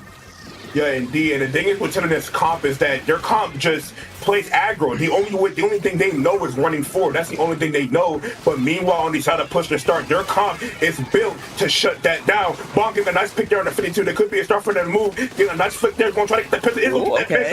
There's a huge kills coming up for Bonk, but they were cooling up. So they will be coming back fast, and it's just not fast enough for the side of Tilines to be able to make a move. JJ right there shutting all of this down. Stalling up that fight. Look at this stall by JJ. It's an amazing stall though by JJ. And that is the thing about push to start's comp with the brother. Brother just stalls out so many fights. And then we got a bucket in 52 playing really fast. They get to come in and capitalize off those kills. Mm-hmm. Yeah, indeed. You see Tilines, they're trying once again. Bonk's gonna get the bubble up, but they're not able to get any points off of it because the rest of the push start doing a great job of just neutralizing. They're neutralizing the bubble, the roller, and the space that's possibly taken here. The ball is destroyed. So now, with 10 seconds remaining, Tilines, they have the pity clam and nothing else. JJ got 3! Once again, getting a nice double kill. You see 52 gonna get one, they're gonna go down, and with that, I believe Tilines only has the pity clan to work with, but they have to go less than a minute to get to the other side of Plat and to just make sure you get something on the board. Bonk just gonna go in here, force Lewis back for a second here. They're gonna be forced away. Rippling trying to go the block jump, that's really well protected. You see right there, gonna go down. Bonk, last member remaining. Lewis cleans it up. Call him the janitor. Nice one there, and that will be pushed to start dominating game number 2. Kind of the flip side of what happened in that first game. They not stalled him out. They countered the very aggressive, basically hyper dive, the hyper dive kind of playstyle of Tilines really well there with JJ. Shout out to JJ, by the way. Just stalling out a lot, especially like in the end there, just stalling out for as long as possible. You see it right here. Look at the top of your screen, everyone. JJ gets one, sees Lewis just stalling. Rippling's gonna get the pick, but 3 down, kind of that put the nail in the coffin basically, because now you're forcing Tilines to try their best to push as far as possible with less and less resources, kind of bleeding them dry, and it worked out in their favor. Yeah, indeed. And I think a lot of the mid-level teams, like if you're a mid-level player watching this set, you should take notes from push to start. They get destroyed in game 1. When you have players on your team that are able to flex a lot of weapons and play them effectively, look at how quickly they adjusted. They didn't wait till like game 3 or game 4 to make the major adjustment. They immediately said, okay, oh no, this ain't gonna work. We gotta shut this down. And they made 2 major weapon switches, as well as switching to the playing double strikes, by the way, with that brother and not going with the pack. Yeah, they were. Yeah, because like JJ, I think JJ just figured that it's best to stay on his main weapon against this team, not being in pack sometimes and like stalling out where they can rush him down while he's in the pack, or rush the team down while he's in the pack. So they made that switch, and I think that paid dividends there. Now I'm sure JJ might go back to pack here. If he doesn't, it won't be a bad idea. Double strikes on tower control is amazing. I mean, yeah, the Hexa strikes are going to be very, very valuable here, but we're going to see Kiki going over to the V Blaster, and I believe that is, yeah, sticking with that V Brella as well. From Tilines, Bonk going over to the Carbon Deco, very interesting change there. Not cooler, that Zuka, very helpful. Carbon, of course, very fast-paced weapon. See, almost immediately a pick, and unfortunately, it's a DC, so I believe that will be, yes, it will be a restart. But I think this could be a very entertaining match at the very least, because both these teams kind of have the other figured out in a way, right? Tilines, they know their game plan. If they get in the face of push to start, if they get up, especially on that ramp on that top right side, that's kind of GG, shake my hand, go next. But for push to start, they learned we can kind of just like slow it down, or we can counter them with our 52 with our blaster. I think the blaster change here is really good because you kind of not shut down, but you do a really great job of making the Carbon Rollers second think, just pushing up randomly. Yeah, indeed, and I think it's going to pay a lot of dividends for them. And I actually applaud the switch to the Carbon Roller here on the Hagglefish market, and people may not understand why, because I think Bonk is really good as a V Roller. Like, that's, I think, for without a doubt, that's Bonk's like best weapon. But I think switching to Carbon is smart is because you want to traverse this map fast, you want to get into areas fast and get quick kills fast, and Carbon is a really good weapon on doing that, especially with the comp they are currently running. And I think it's a good switch. I think V Roller, it's still strong here, but I think we'll struggle a lot more into push to starts comp. So switching to the Carbon here makes a lot of sense. Just want to be a little bit faster. Yeah, I understand. I do see that, but for me personally, I think mainly the bubble is what I'm kind of like debating on. Yeah, bubble is very good here, because like you get up on the tent, get up on the top right, get up in front of the checkpoint is very, very strong positions. But we're gonna see as both these teams resetting game number 3. Let's see how they decide to open up, because we saw that first time both 52s went down almost immediately. We're gonna see if they're gonna try to go for the same thing, and Dylan kind of understanding that and going for a very quick pick, going immediately to this right hand side, putting up a lot of pressure on that cooler player. But we're gonna see a push to start, kind of looking for that opportunity to push up, and so far Bonk, however, says no.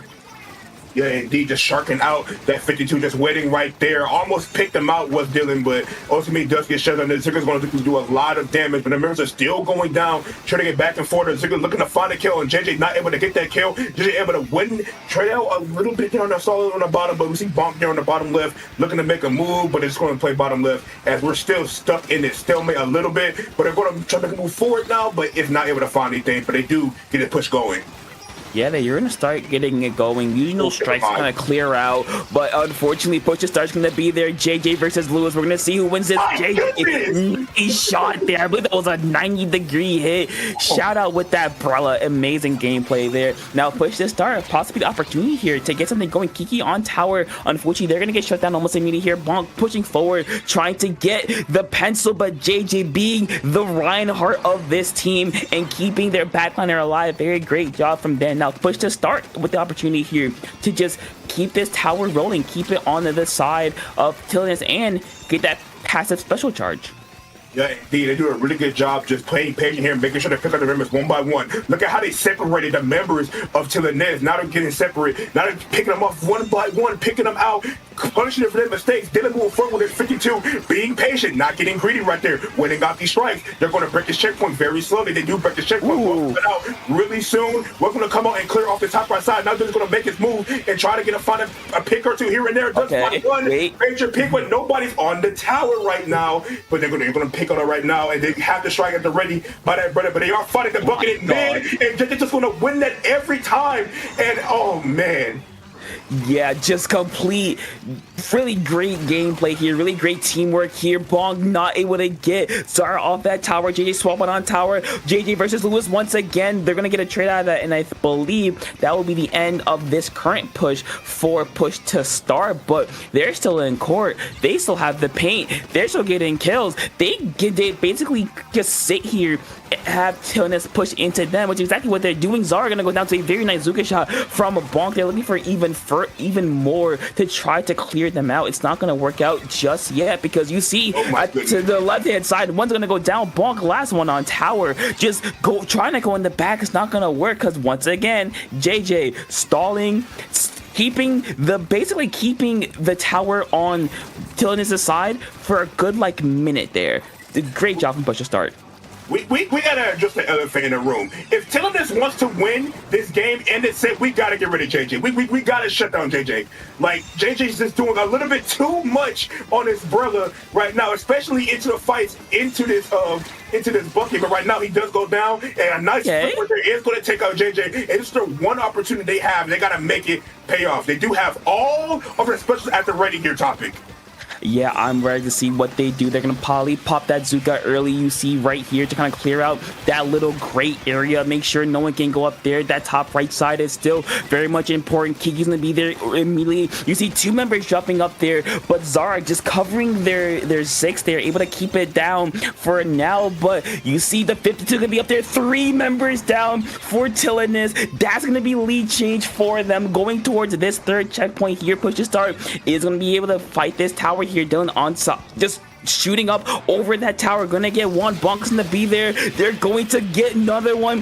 The 52 is gonna be there as well, but no, they're not able to break the checkpoint. That's very, very, very important for Push to Start, because that means if Tilines wants to push again, they have to go through the entire checkpoint instead of just going straight through it.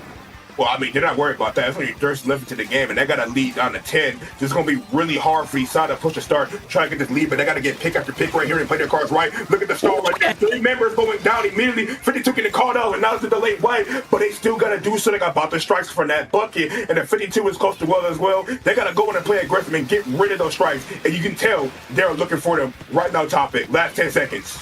Yeah, if you're the Bucky, you gotta stay safe. You know, bad decisions. There's the GG strikes. Oh my God! Shut down. Push to Start is gonna be there. The bubble in front. Oh, unfortunate there. Wait, the Suka is not gonna get the pick. Lewis going. It's not gonna do it. Push to Start focusing, or not focusing, just Kiki getting Lewis down. Those early strikes. I understand the game plan there, but just very unfortunate because you were a bit too close up to the ledge. Kiki took advantage of that. They got the pick, and then Push to Start said no bucket, no problems whatsoever. Just doing exactly what they need. Yeah, you see right here, they're pushing up. They let shoot. They let Dylan shoot them down from that top side. They were playing no way. Oh, that is very unfortunate, because if you're Tilines, you had that in the bag. Keep your bucket alive. Don't push up too far. Unfortunately for them, they did go down, and that kind of was all she wrote. You see at the very end, Bonk did build up Azuka to try to at least salvage the game. Unfortunately, they just couldn't get there. And shout out to JJ once again. On that Greats, they kind of just bumped somebody off. That was funny. Just kind of keep the tower alive. That's very great there. But we're gonna see Push to Start now. A ton of momentum on their side. They just won a very close nail-biting game. They're up 2-0, but we're gonna see if they're able to take this 3-1. But we're gonna go to Clam Scorch. Man, like, I don't think y'all understand how hard it is to win on tower control in this game, especially when the other team is holding strikes like that. An amazing job there. But we're going to Scorch Clams. If you're to the next, you got to flush that game, let it go, and find a way to win these next 2 games. Because if you just keep going down this rabbit hole, you keep thinking about it, you'll never recover it. So we're going to see how to recover there. Same coming out from both sides pretty much. Not the blast. We're going back to the bucket for Kiki. Yeah, that dual strike's gonna be very, very important. But we're gonna see how they're able to use that. Oh, a very, very nice kill for both sides, honestly. So now we're gonna be back in this neutral situation here, where both teams looking for that good pick. That's a good start. Dylan going down, so maybe Tilines can kind of work off of that. We're gonna see another one going down, 2 down. Tilines pushing up, 3 members down on the side of Push to Start. Lewis with the clam here is gonna score. Dylan though able to shut that down, but Bonk gonna get a couple more clams in before going down. 65, not kind of the ideal push, but for how quickly that push kind of manifested, you'll take that. But unfortunately, Push to Start, guess what? they're already up here. Yeah, indeed. And I think something we got to talk about with this brother being on the field. The Brella versus Bucket matchup. Everybody just thinks, oh, Bucket wins that matchup because they hit over the shield. As somebody who played Bucket, no, it doesn't. That is a losing match. That is a losing matchup. Brella takes an absolute dump on Bucket, and that's what we see when we struggling. We saw it throughout this set, and a constant push in right now, getting a kill. Right now, go get another pick. And the 3 members are down right now. It's just a car with the live, and they're getting walled out. They're going to have a lot of resources here topping and get clam after clam right now into the best. They're going to get it all the way down. Wait, that might be game. Might be game. Hold on. 10, 7, 4. 2 clams. All they need. They have 1 from Dylan. They're gonna get that. It's just Kiki going. Yo, the 1 point meme is real.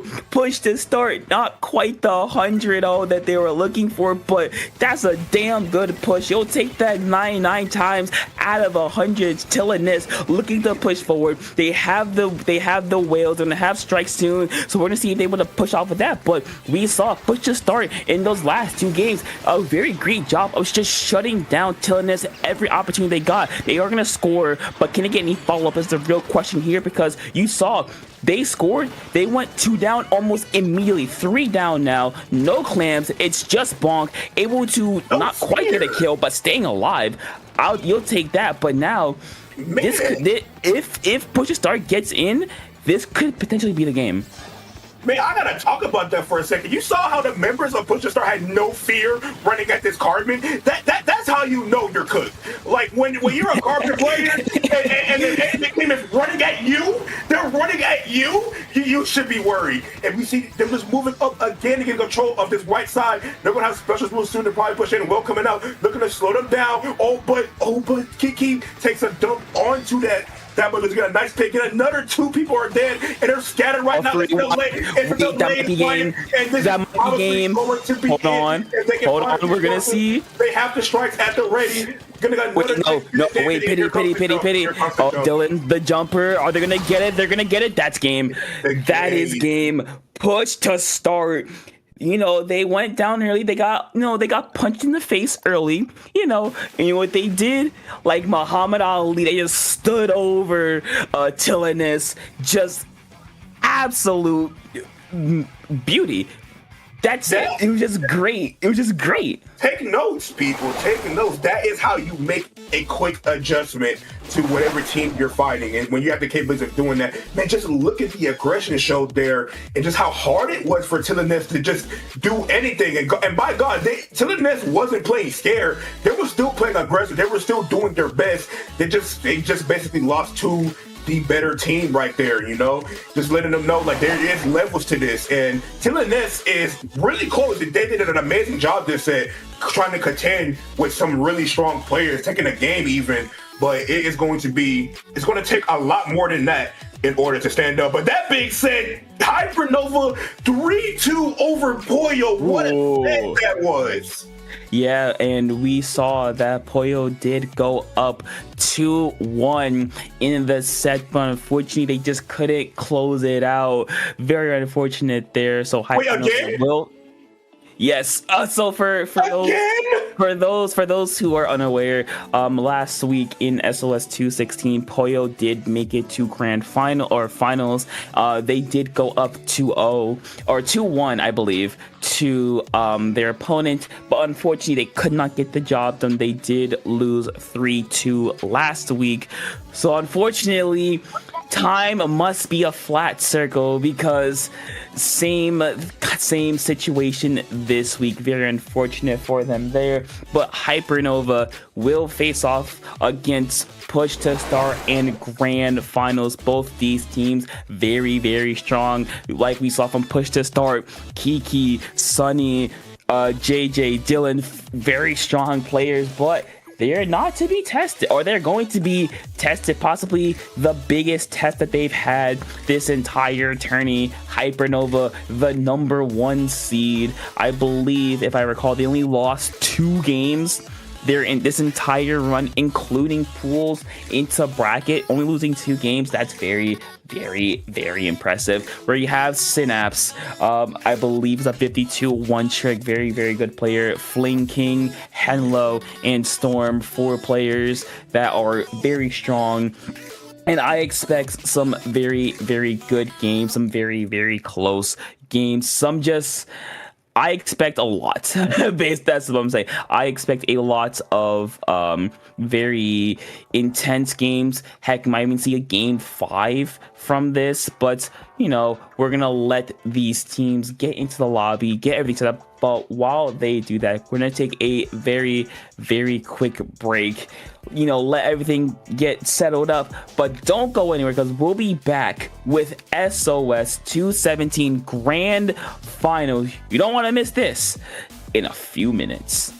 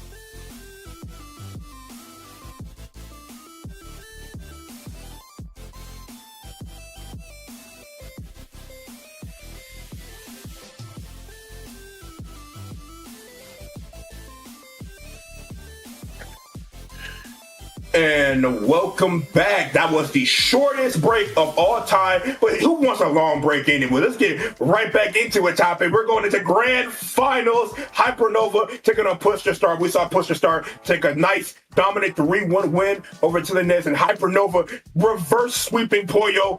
Again, it happened again to Pollo. I feel so bad. Man, it really must suck. But getting a reverse 3-2 over Pollo to make their way into grand finals, and we're starting on Splat Zone Ship Shape Cargo. Yeah, it's Splat Zone Ship Shape. Honestly, from what we saw from Push to Start last set, I don't think they switch it up very much. I think they're gonna keep the Brella, of course. I think it's V-Brella. Personally, I think it's slightly better on this map because you can clear out court really easily. You can clear out the top right and left sides pretty easily. That I think that stays. Now, Kiki and Dylan, those two are a bit more iffy because they have swapped a bunch. I believe I believe Dylan went decav and then 52. I think they keep the 52, and then for Kiki, I think they keep the bucket. So basically, I think they keep their comp from last game to this one. I think it works really well.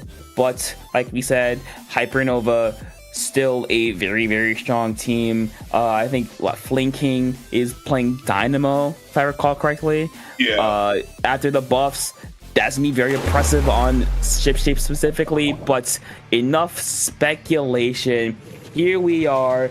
SOS 217 finals. Hypernova, Push to Start. Let's get it. Dylan, going back to decav.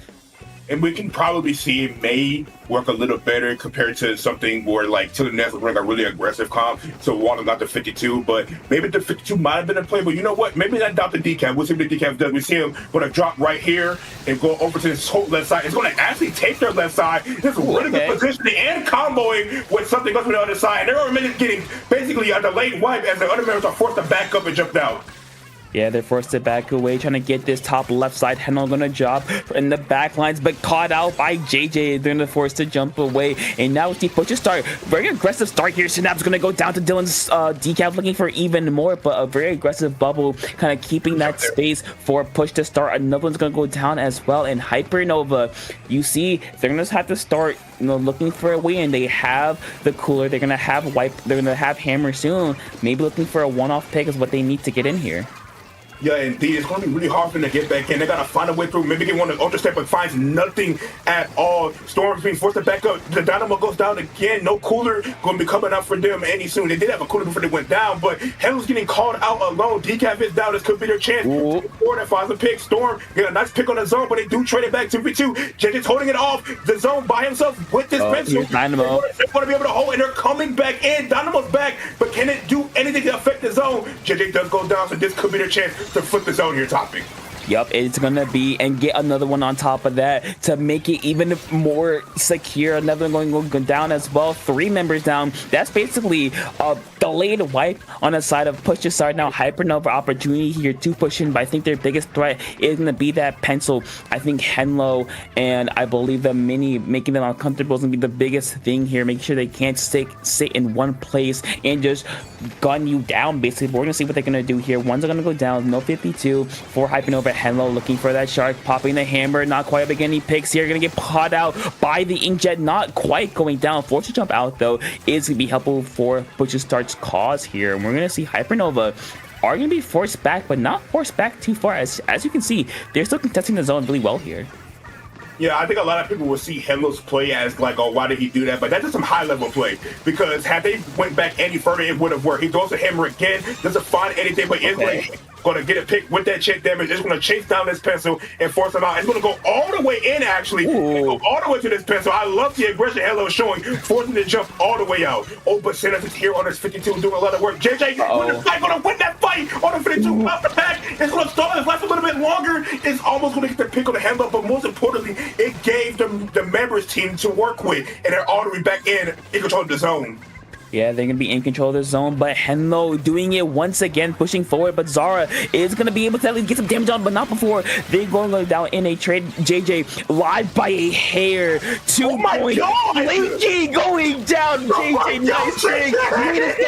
Wait a second. That's a third. Oh my God. Put that on Blue Sky with how great that clip was. JJ staying alive, keeping their team in. Nice shot there. Synapse. Unfortunate timing there. Great job from push to start, keeping that control of the zone, keeping themselves in a good spot. Hypernova looking for a way in. JJ is still there, just being an absolute menace with the umbrella. Finally forced to back away. Hypernova opportunity to get into the zone, but even after all of that, that's gotta be hype for push to start here, because Hypernova, a minute to go in this game, you gotta make sure JJ does not get anywhere near zone.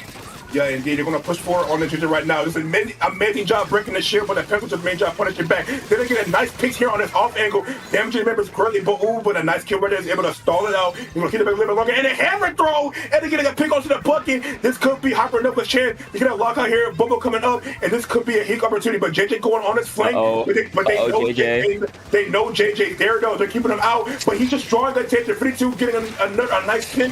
Goes down, but they do get a pick on the weapon. Here comes the strike. Wait, 14? Yeah, they're gonna get to the zone just in time before that lead flip. JJ with another jet in coming. We're gonna see if they get any picks here or not. Able to get a lot of damage. Synapse going down. Unfortunately, there are 2 members down for Hypernova. 20 seconds remaining. Last one, fortune jump away. Now, if you're Hypernova, you have one opportunity here. You have to kind of just hold forward and hope for the best. But push start is going to be ready for that. Dylan sharking and waiting for that bubble. Able to shred it. Going straight to cover up the zone. Able to not get a pick here. Hold on, we're gonna see if they're able to get the zone, but no, it's just flinking. JJ blocking that dynamo fling, and have you oh ever my God, seen a brother block a dynamo flick? And this I just did. I just did. We saw him do it twice. And this isn't a regular dynamo flick. This is broken, buffed, Splatoon 1 almost equivalent dynamo. And Brella said, nah, I eat those. We gotta start sleeping on Brella. I've never seen a Brella do this. I've never seen anything like this. Listen, I think JJ's just built different. What else can I say? Just staring at Dynamo staring him in the eyes and saying, try me, and living to tell the tale. That's like looking at Michael Myers in the face saying, try me, and winning a fight. This Oh kid, my god, he can't keep getting away with this. this kid is built different. I don't understand. Like, if there's anybody else playing brother, their shield gets shredded and they die. Not JJ apparently. I don't know. My goodness, Taco. I mean not Taco. Taco. Yeah, my bad. Topics you don't understand. I've seen this kid since the beginning of their comp career. This is ridiculous. I've never seen it. I mean, listen, I have a good feeling we're gonna see even more of that as we keep going, because of course that was only game 1. And now we got game 2, a very different one, tower control ink plot, where honestly I see very little change from either side. I think both their comps work really well for this. It's hard to say what I could see changing, but honestly, the only thing that has changed in my mind, or that did change, was Dylan going from 52 to decav. Maybe they go back to 52 here for the wall, but honestly, this works. Yeah, Dylan did incredible last game playing those off angles and getting a nice little key pick to help them regain control and drawing attention. I think that's what Push to Start is doing really well, is that they're going for those off angle plays. And you see them bring out the S Blast this time, going for big damage area effect. And then Hello playing the sticker stamper instead of the wiper and Storm getting on his bread and butter being the shot. I mean, yeah, but you see, doesn't even matter. It's almost right away. One's gonna go down for either side. So kind of back to neutral here. Look, both teams looking for that pick to kind of capitalize on very, very well here. But we're gonna see what they're able to do. Just fighting around this tower, looking for something. Storm just dancing around. 1-for-1 trade once again. 2-for-1. JJ force back. They're gonna go down here, and now Hypernova opportunity here to get their push started. You can see they have Booyah. They're gonna have Whale. They're gonna have Zuka. You see right there, popping in, immediately going for a quick pick onto the pencil, not quite able to get the full damage off. Tower is going to be affected by that Booyah Bomb, but not for long. They're able to get right back onto it, right through that first checkpoint. And now the biggest choke point, I will say, is the second checkpoint. Getting through here kind of determines or kind of helps you win the game, because that's where most pushes stall out here.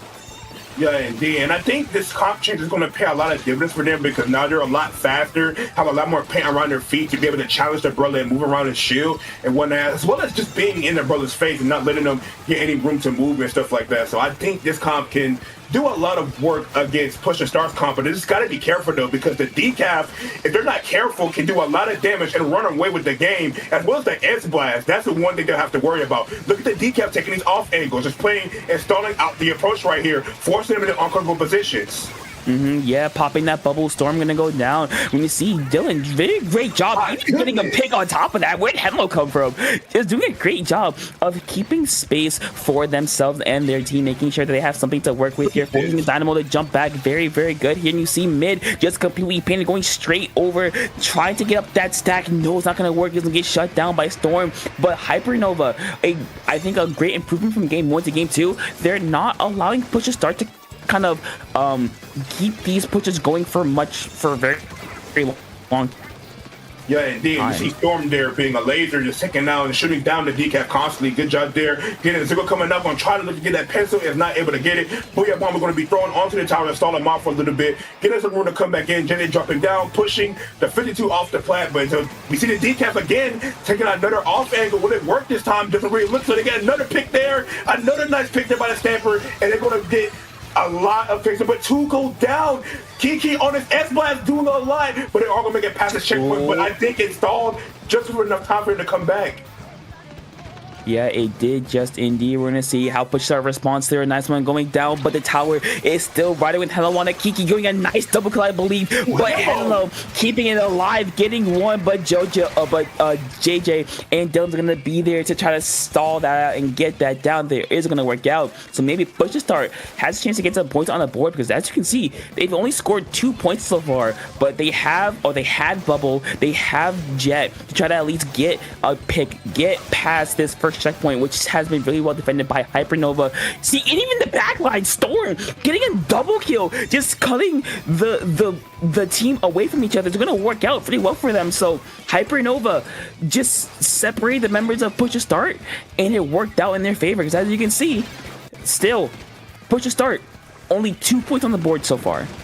Yeah, indeed. With the 52, the shot in that Stanford, and plus with the suction bomb and the auto bomb, that's a lot of damage onto that brother shield, leaving JJ not a lot of room to work with, forcing him to just forcing him to spam inkjet constantly. Wyrmwind coming out isn't going to do much to the members of Hypernova. They're just using their anchory comp, using that auto and getting a kill with the Zuka. Stanford just sitting in mid, daring to get any closer, and there's not a lot of room to work with. It's only a minute left into this game, and they're running out of time on each side of push to start, and they're getting pick after pick on the side of Hypernova. Running up, getting a nice pick as well, gonna go towards their back, gonna kill them, they're dropping it, taking an absolute dump on them. Yeah, you could say that again, because so far Hypernova has been in complete control of this game. Booyah plus Whale, just keeping the plat completely in their color. Another one going down as well. Storm kind of shooting around the tower, getting Kiki at least very much damage, but gonna get a pick to kind of, help them out, but not for long, as Hypernova getting basically a delayed wipeout here, looking for this third checkpoint here. But Push to Start is just doing their best to kind of stop the bleeding, but Hypernova has pushed so far, has done so much, has taken so much time off of the clock that if you're Push to Start, you have to go now, because if you don't, this could be game. It's about 10 seconds left. We're going to see what they can do here. Dylan's basically weakened, just staying alive. They're going to go down. Jet's going to be out, trying to at least get something going, getting a nice pick, but the GG Booyah is not going to be GG's just yet. JJ is going to be on the tower with a jumper, but the flank from Flame King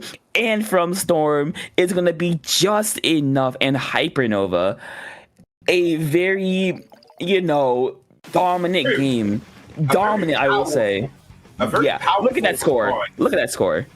Indeed, very dominant and a very powerful response, especially after how they lost that game one. A very nice job right there for each side of Hypernova. And that's how you respond after going down in game one, as we'll be moving on to Umami. But just look at how methodical they played and just very patient, knowing that they just shouldn't run at them. And I think this is where Decavs, this is where the hitbox changes in like kid form come into play, because they're running a double shooter now, right? Where 52 in shot and their bullets are bigger. And well, Decavs kind of just get sprayed down. I think that's what we saw happen to Dylan that game. Even though at the beginning, they played some really nice plays, but once the other team gets control, it's really hard for Decavs to get back in.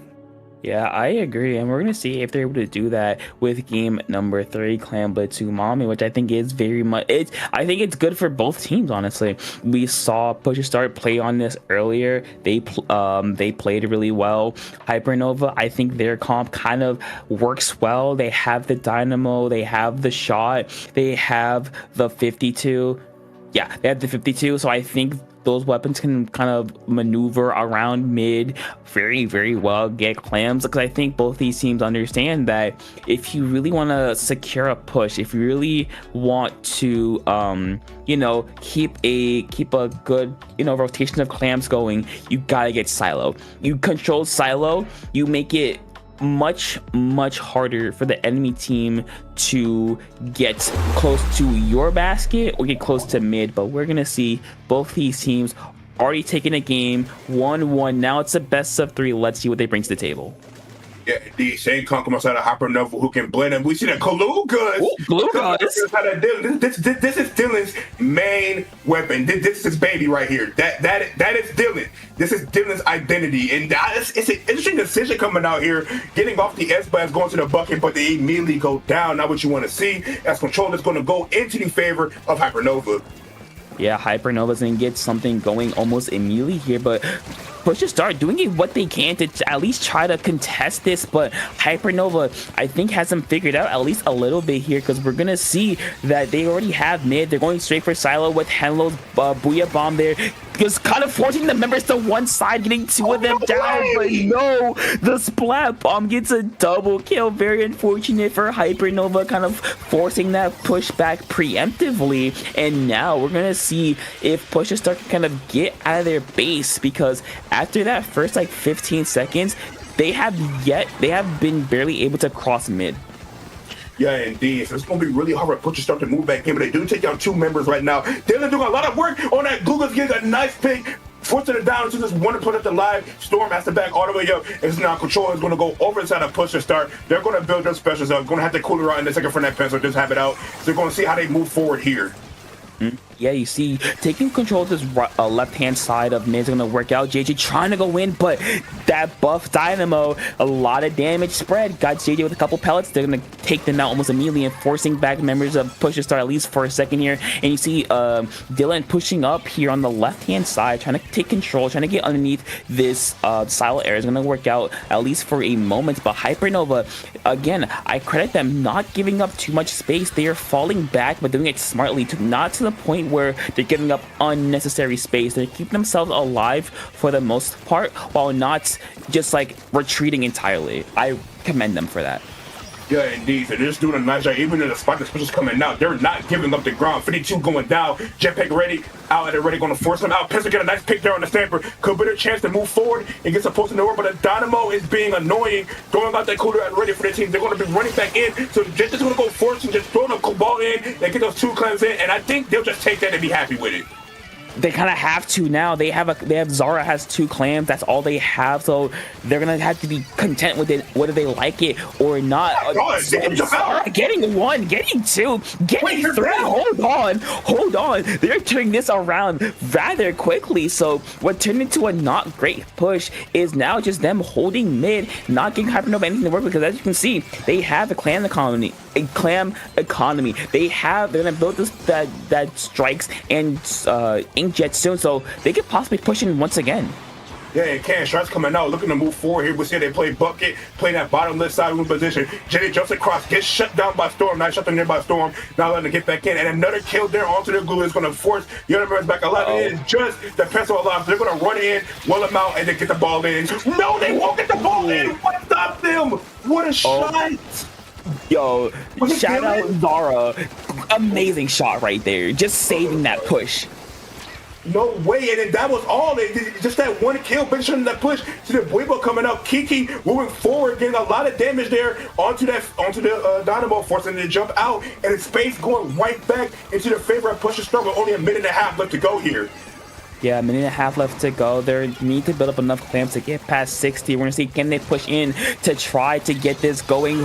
Kiki getting a nice pick there. 3 members down on Hypernova. This may be the opportunity that Push to Start has been looking for this entire game. We're going to see what they can do. Zara just kind of waiting for their team to get back in, because you see they have Booyah Bomb, they have Zuka, so they have to be a bit more careful than pushing in. You see JJ getting shut down by the Zuka, so no jet for them. Booyah Bomb on the cooler, Kali stalling him for second here, but Dylan's gonna go down to Synapse on the flank. Hello pushing forward against Zara here to try to make them a bit uncomfortable. It's gonna work out for them. And Hypernova, I've been saying they've been giving up space, but not recklessly, and they've been doing a great job of that. Maybe opportunity here to get the lead, at least get points on the board. Maybe the lead here. Looks like they won't be able to, just forced to back out and live to fight another day, because with 30 seconds remaining, it's basically do or die. It is do or die, and I think it was really smart for Hypernova to not put all their chicken in one basket and not just go full throttle in there. Going to build a minute of power from get one more chance to push and get a kill onto the glue, but it could be their chance to move forward here. I have to take out this pencil. They do have strikes at the ready for the side of Push to Start. Claire coming in, jump, but Storm goes down. Not what you want to see. No Zuko for them coming out for this final push. Didn't die with cooler either. You get the cooler out. They have one last chance to move, but they're just stuck in the mid right now. The pencil from Push to Start just shooting them down constantly. JJ playing this bottom left side, trying to take a fight on Synapse. Oh, Dylan's dead. Go down. But the strikes are going off right now. But JJ is stalling them a little bit by that basket. They're going to go back to the basket. They're going to grab in. The final pick. Three clams. They need to find 4 clams. They're going to try, and they're not going to be able to get it. They don't have it. They did that. They were 2 clams too short. Hypernova. Like I've been saying, a day late, $1 short. They were 2 clams away. They got the picks they were looking for. They got the man advantage. They got the space, but they didn't have the economy to keep it going. You saw that flanking they got in. They got the power, but very little follow-up after that. And it was just that's what's doing them. You see, right? Oh, not flanking. Synapse, they got the power. They didn't get anything else. Another Henlo went down as well. They did get a pick, but that was it. No follow-up. Kind of a bit of a desperation push in my mind. You saw at the very end of the story, tried to get it in, but couldn't. A bit of a desperation push would kind of cause that to happen. So very unfortunate there if you're Hypernova, but if you're pushed to start, you're one game away from winning this SOS. If you're them, you're feeling pretty good. Not gonna lie. No, you are indeed. And I think the desperation push kind of had to happen. It's really hard to, like, formulate a push when there's a pencil just shooting at you constantly. There's of all weapons, Glugas kind of holding down the damage on the front lines with the Brother Shield, as well as in the bucket just throwing out strikes. It's really hard to just really push anything together right there. I can't believe Glugas just came out there and won a game here in SOS Grand Finals. But you know what? Who else other than Dylan will be able to pull that off? But that being said, we're going more into a more unorthodox kind of map, being Tower Control Undertow Spillway. Oh yeah, I will say it's a bit unorthodox, but it is not very commonly seen. It is seen a lot. I think it is very good. Honestly, I like these comps for this map as well. I think Dylan sticks with the Glugas. It worked. You don't gotta switch it out. This weapon. I think Kiki sticking with the the bucket is great, especially for GG strikes, because then you have GG strikes and GG booyah, so you can kind of double cover tower. And then JJ now is interesting. Do you think they'll switch to Vibrella, or do you think they'll stay with the Sorella? I think it's a hard thing in my mind, because they were shut down multiple times when they popped Inkjet by game, whether it be from the Dynamo, whether it be from a Zuka shot, whether it be from the Stamper. So I don't know. I think this debate whether they stick with the B or not. I think we stick with Sorella, and I think he will probably be sticking to Sorella, because you want that Inkjet damage, you want that look. You just that's B. Yep. Oh, going with the strikes. Okay, maybe you were right. It is tower control, so why wouldn't they be more supportive for their blaster and the Glugas that are going to be running and killing people? So somebody has to hold the GG special, Yeah, we're gonna see here. And honestly, interesting change from Hypernova. Synapse going over to that blaster, I think would be very helpful, because of course this is tower and a better matchup against Umbrella, which has been kind of the bane in their side of Hypernova. We're gonna see what they can do here. Immediately Synapse with a very aggressive bubble, but Kiki shutting that down with a blaster of their own. Hammer's gonna get thrown, gonna get blocked by JJ Shields, saving themselves and Kiki. Wow, great job from them. Now push to start, possibly an opportunity to get some points on the board, breaking that first checkpoint. And I think one thing we got to call out here is the mini coming out on the side of Hypernova. We're going to get a lot more pain, a lot more fighting power, and a lot of damage. But going back to that mini, we see it playing up here 1v1 with the pencil and the mini on the tower. But it's going to go into the favor of Hypernova, as they're going to get jumps in and formally that push going. Hammer at the ready, looking to do a lot of damage. Yeah, Hammer to be at the ready. We're going to see if they're able to use it here, just kind of dancing around the tower, throwing it at Zara, able to get out of here. And you see already the Dynamo set up on this crate. That's a very great spot for them. No, pun not intended, because you can kind of take over, but it doesn't even matter against push to start, because they get a very, very quick 3 down. Henlo popping a Hammer, at least trying to escape or get a pick. They aren't able to get out of there and not die to Kiki very big there. But now push to start. They're back in mid, looking for a good fight to kind of collapse on. But you see, they have Booyah, they have Bubble, but they have the opportunity here to kind of get more points on the board here, possibly go for that second checkpoint. And I think what we need to see for push to start to be able to get this push going, the Glue's got to start killing things. Never mind. If their brother and Blaster are killing things, then maybe you don't need to do anything at all. But I do stand by what I said. The Glue's got to start killing things here if they want to be able to go. And that is a nice start. That's a very nice start. Going to make it pass up to this final checkpoint. It's going to be push to start. Let's see how they defend it. Hypernova has to find a way back in and get a kill right there. Turn it up. JJ's up here stalling it. Booyah ball coming out. JJ and Dylan. Going to get a fight here on Hello, does not get the kill, unfortunately, and Hello's able to win that fight, but a jump back in. They don't see Kiki up here getting a direct. Oh my god! That was a great shot by Kiki. The rest of the team did just enough to keep the tower on their side, and this may be it. You see Dylan's up here. Hendo gonna get one, gonna go down to JJ here. We're gonna see those are the GG strikes. This might be it. Striking the tower, just staying alive. JJ on tower. Brella, we love Brella. Oh, the strikes, the shield, doing just enough to keep everyone else away. Keep Hypernova off of the tower.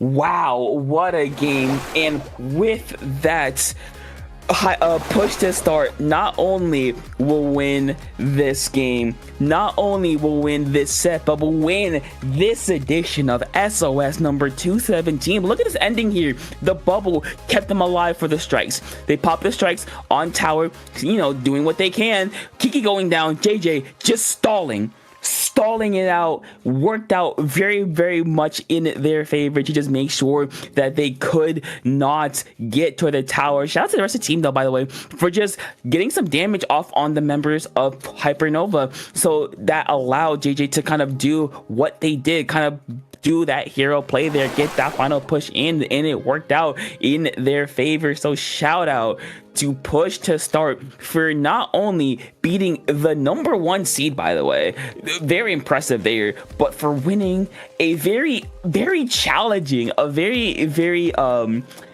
S plus level SOS, I will say. Yeah, indeed. And you really got to look at how well the other teams coordinated there, just being in their face, in their base, basically stalling up their, JJ stalled up there, allowed Kiki to jump back in, start out fights, and allowed them to win a lot of 1v1s to create that final push. And that was all the difference there. And that's why Push and Start are your SOS champions. But shout out to Hypernova getting a reverse sweep on to Pollo before making the grand finals. And by all means, these games were very close. These games could have gone either way. So Hypernova doing an amazing job right there. As we see down our third place match, Pollo and Tilines are 2-2 going to a game 5. Man, that would be nice to see. Yeah, that would be nice to see, but I have a feeling that will be over anytime soon, because, you know, it is Splat Zones, it is Ramen. That map is very, very not lockout heavy, but it is very easy to, you know, go 100-0. But with that, that'll be it from us at IPL for now. But of course, you know, we have a load of housekeeping to do. So Stormy, where can people find you? You can find me on Twitch at StormySenpai2. You can find me on YouTube at StormySenpai. You can find me on Twitter at StormySpam and my Blue Sky at StormySenpai. Thank you guys so much for watching the SOS 10 topic. Where can they locate you? Yeah, you can find me over on Blue Sky at Topical2. At topical2.bluesky.social. You can find me on Discord at topic_2. And also, you can find me if you're in the tri-state area, you know, New York, New Jersey, Connecticut. You can find me at Big Dapple number 9, which is this Saturday, the 21st of February. I will be there. It'll be very, very fun. If you're in the area, please stop by and say hi. But with that, that'll be it from us. Thank you to Justin for being our wonderful, wonderful streamer. Thank you to all the SOS staff in the background, making sure that this tourney runs as smoothly as possible. Thank you to all the viewers watching this. You know, you're the reason why we keep this going. Thank you to all the players for playing and just putting your hearts out into this tournament. We love it. I know you love it. But with that, that's it from us. Stormy, any final words? Thank you guys so much for watching. Hope you all enjoyed the commentary and this hype tournament and a very S+ tier tournament indeed. Thank you guys so much for sticking around. See you next time. That's it. See y'all later.